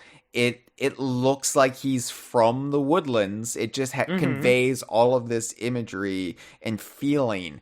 And I mean, this is my favorite Conker design, and I know Cameron has said the same thing. I know you've said the same thing. This is like, if Conker looked like this for the rest of time, I would be happy. Yeah. You know what my favorite thing is about it is, we talked about the fur on Live and Reloaded Conker. This Conker looks furry, but it's like implied fur. Like it's sculpted fur. Yeah. Rather than like crazy fur effects. Reoccurring strange bedfellow Crash Bandicoot kind of did the same thing when they did those remakes a while back. They kind of gave him like fur effect that didn't look very good. To me personally, I'm just saying. But then they recently did a new Crash Bandicoot 4 where they did like exactly this. They just like sculpted fur on him to be like, yeah, now you can tell he's furry, but we don't have to go overboard with how it looks. And I think that really works with Conker here, especially. Like, even in Bad Fur Day, his muzzle, his cheeks just look like smooth skin, but here you can see the fur on him, and it looks great. Yeah, it's just, I'm kind of speechless, because you're right. Like the furry cheeks, and it's just like all of the little bits that have worked on various Conker designs over the years. It all comes together here in Big Reunion, Project Spark of all things. This is where it comes together. And in some ways, this is kind of an enduring Conker design, because so many of the assets from this game have wound up in Microsoft's Office suite. Where you can pull this up as clip art in various applications. And so if you want to liven up your spreadsheets or your presentations, your PowerPoints, I don't know, pull them up in your office, and there's the Feiho from Big Reunion. Yeah, I would not be upset if in some hypothetical world we got like a full Conker game that looked like this. I would demand it. I'm gonna write to everybody right now president of Nintendo, president of Xbox, president of the United States, all the presidents except Putin. And we're gonna get them on board with this. I think this is a great your idea. letter's gonna say, "Please use this, Conker, please." I'll do it with finger paints. Yeah. I love the idea of little Hyle just dipping his finger in purple, laying on his stomach, waving his feet in the air, being like, we want this Conker, please." Yeah, Whittle Hyle, who's complaining about wearing a little Tailspin. Jughead hat. He was complaining about Tailspin from 30 years ago. This is also the only time we saw Conker completely nude. Yeah, unfortunately. Unfortunately, I thought it was titillating. Yeah, I thought this was going to be the Conker going forward. Yeah, because he wakes up at the beginning of a big reunion, and he's had a dalliance with some squirrels from Project Spark. He's had this kind of sexual free-for-all the night before, pulling one of them out of his cavity, and yeah, we get like what Conker looks like without a shirt or hoodie. Yeah, it's funny how this is the first time it's happened. Yeah, you would think there would have been some sort of joke in Bad Fur Day somewhere along the way, but no. Yeah, it's also, the gag I like here is Conker gets a censor bar over his crotch. Right, which we always see, except in Live and Reloaded, uncensored. But then it goes away once he puts his hoodie on. He never... He didn't block that area. That's a joke on par with unzipping nothing in Bad Fur Day. I love it. It's so good. The one thing I don't like about Nude Conker, and unfortunately this is a big one, they decided to give him finger and toenails. Yeah, that's that weird choice. I don't know. I don't know. I like why. that it's weird and ugly and bizarre.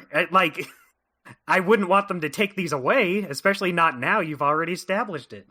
But boy, when I first saw those fingernails and toenails, I was like, ugh! What? Why did they do this? Maybe because they wanted you, the player, to want to get Conker's clothes back, so they couldn't make it too appealing if he was in the buff. That's true. They don't want it to be a downgrade when he puts his gloves back on. No. It's just a little, I guess I'm very glad he has these gloves now, because I can't imagine rolling giant poo balls around when you have these fingernails. You're going to have to do a lot of digging afterwards. I mean, I assume Conker's always had fingernails and toenails. It's just one of those like implied things that sometimes we see him in greater detail than other things. Like, with the Kongs and their various like design fluctuations over the years. Like, no, Donkey Kong's always had nostrils. We just don't always see them because they're not always that pronounced. Like, right. He doesn't just always have holes in his skull where his nose would be. He does have a nose supporting those nostrils. It's not always super visible. Right. I don't know if it's just me, but it looks like his hoodie's it might just be because of the style, but his hoodie looks a little baggier here than it does before. And I like that a lot. It gives it kind of gives him a more unique shape. Yeah, and he's kind of disheveled a bit more as a result. Like he's unkept, like he's going through something. And especially if this is the same hoodie he had back in 2001. It's stretched out a bit. He might have put on a few pounds over the years here or there, stretched it out. He's lived. Conker has been through it, and this design celebrates that. Yeah, totally. I guess there's not much else to say about it, but boy, is it just so good. One thing that the design did do was his shoes. I don't know if you can tell. So they're basically the Bad Fur Day shoes, but they re-added a little circular, like it's a spiral shape where the Converse logo would be. Oh, that's interesting. Yeah. I never noticed that. So I don't I don't know why Team Dakota put that there, because it's not there in the Bad Fur Day design or the Live and Reloaded design. It harkens back to the Gen 1 Conker design. But yeah, it's interesting that he's at least it might define who makes these shoes in universe. The Spiral Corporation. My favorite.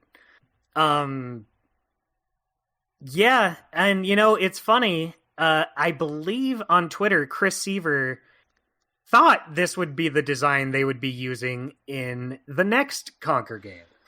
Yeah, it's a shame we have to go from our favorite Conker design to this. And let me be upfront about this, right? Because I know people who might not know DK Vine and our sensibilities might be tuning into this thinking, oh yeah, I can't wait to see them tear Young Conker a new one. And that's not what I want to do here. I don't want to shit talk Young Conker as a game, as a concept. I think, there are definitely criticisms that can be leveled at it. And in one area in particular, that is the criticism we'll be getting to today. But I don't like this notion of just slagging on the game like definitely wholesale. It's a game I very much want to play. I would love to have the HoloLens. I would love to give it a shot. I would look forward to that. I am jealous that Gibbon has gotten to play it. So same. And I'm avoiding her YouTube demonstration of it because I don't want to be spoiled by it. But I have seen footage. Oh, I watched it all. Oh, okay. Well, I have seen footage, so I feel like I can at least talk about how this looks in motion a little bit. But the Conker design for Young Conker, whoops. Yeah, whoops. That's it. It really sucks because what I've seen of Young Conker, everything else about it, I like how it looks. Like there's NPCs in there, and they fit like right in perfectly with Conker. Yeah. There's like the file cabinet, the file itself. They just look like characters you would see in Conker's world. And it just really sucks that the one stumble they have is on Conker himself. Yeah, I don't know what happened here. And granted, Young Conker, unlike Big Reunion, Young Conker was not made with input from Rare. It's kind of just a rogue entity in the library here. That's not to say like it gives us free range to knock it. I don't want to shit talk it too much here.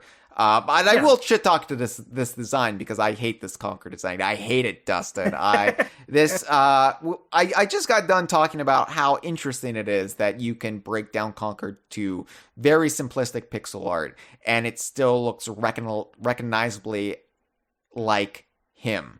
Like there is something actually that really works iconically with Conker's design. So I don't know why they changed it so much to the point where it's virtually unrecognizable. Yeah. I mean, everyone else has already trashed this design. I will say it's very expressive. It is, but so was Bad Fur Day Conker. Yeah, exactly. I feel like on its own, it's not the worst thing out there. It's just telling me it's Conker is when I'm like, whoa, wait a minute. Old football head, Dustin. And like I said, football head. The original Gen 1 Conker had the little dent in his head. But this is just like the McDonald's arches. It's like, I don't know about it. I see it, but I'm not hungry. I'm not loving it. I'm going to keep driving. I would rather eat tail skins than this. Fry him up. Jeez. Yeah, put this thing out of its misery. Put that tail to good use. How do you describe this, Dustin? Because the expert... You know what it is? You know what's the big thing about it that bothers me? And I feel like this is a design that could be saved if it weren't for the eyes. The eyes are too high up. They're like protruding from his head like a weird frog. Yeah, he doesn't look like a squirrel. Yeah. Granted, the real Conker doesn't really look like a squirrel, but you can squint and see it. This looks like he does look like a snack food mascot or of some sort. Like 100%. Yeah. That sells it exactly. And that really is what makes it so hard for me is it feels like if they did like one more pass at this, it could have worked. It could have passed as Conker. But I really think it's his eyes being up too high. Like in all the other ones, his eyes are right above his muzzle. And here it's like they put his eyes on his forehead. Yeah. And it would make all the difference if they just reworked the eyes. But they didn't, and that's why we're here not so positive about it. They also just like stretched out the head. It's like taking something in Photoshop and you're just stretching it. You're not like preserving the actual definition of it. So it looks like they stretched out his head and then stretch out. It looks like we talked about the Super Mario 64 opening head of Mario where you got to like pull on him. It looks like they pulled on Conker. It looks like they took the Conker's Pocket Tail's head and they were able to somehow do the Super Mario 64 manipulation of it. And then they eventually like okay, that looks ugly enough. Let's start the game. Yeah, it's I really don't want to slag it too hard just because someone did work on this. Someone put some effort into designing him. But boy, is this my least favorite Conker. It is interesting that he's got the hoodie, right? Well, yeah, in the one picture he has his hoodie. The thing is, I've only seen the parts of the game where he's like a super spy. Yeah, he's got the it seemed like slinky suit. Yeah, it seemed like there was going to be like different chapters where he would have different costumes. We've seen concept art for like a Wild West setting, like a pirate setting we saw. So I would assume Conker would have different outfits based on those, and those would have been cool to see. But considering we only see the spy suits, I think that also kind of it just doesn't feel right. Just everything about this design looks, and like he looks so like lanky. His arms and legs feel stretched out with like big hands and feet. He does. Speaking of hands, he doesn't wear his gloves either. Yeah, he doesn't wear his gloves again. Yeah. So You mentioned how the big reunion Conker looked like he'd been whittled out of wood. And so here's my impression of Big Reunion versus Young Conker. Big Reunion looked like someone named Woodrow whittled Bad Fur Day out of a tree stump on their front porch in Appalachia. Mm-hmm. Young Conker looks like a clown named Pongo made balloon animals and taffy monsters to lure children into his van. Here's Conker. Here's that squirrel you know and love. Get in here. And you're right, because the rest of Young Conker, I like the look. I like the look of the characters. I like the way Barry looks in the game. I like the ways the professor looks. I like all the filing cabinets and all of the googly-eyed characters that you encounter. They feel like they feel like they perfectly fit characters that would be in Conker's world. So I just don't know what happened with Conker himself. And what also sucks is all Conker's like dialogue, he's voiced by Chris Seaver again, but all the dialogue feels like things Conker would say. So it really just feels like just the design. It feels like something pretending to be Conker and doing a good job of it, but got the cheapest Halloween costume they could. So Gibbon, who has played the game, is able to procure a HoloLens and give it a whirl, says, complains first that I need to watch the videos. I don't want to be spoiled. Look, I don't know if I'm ever going to get a new Conker game in my life. This is my last chance. So I don't want to spoil myself any more than I already have been spoiled by watching someone else play it and have fun with it, right? I've got to save the experience of maybe my last Conker game ever. I've got to save that experience by actually playing it. But Gibbon says it's a very ellipses French design. Like, I was very reminded of Rayman with some of the character designs in the game. So I'd like to point out that it was clearly intended to be episodic, since he starts out in the hoodie and swaps into the spy suit for the spy adventure. So, keep in mind the way the player is viewing the game. They're basically viewing Conker from up high at an acute angle. He's got this big, exaggerated head and eyes so that you can still see its expressiveness from that viewpoint. I get that. That makes sense. I just don't like how it looks. Yeah. I can see that reasoning. I can totally see that being, if you're from way up high, you still want the character's expressions to read. But I feel like you could have still done that and had his eyes in their right place, at least. I feel like it's one of those things like the nuts and bolts design of Banjo.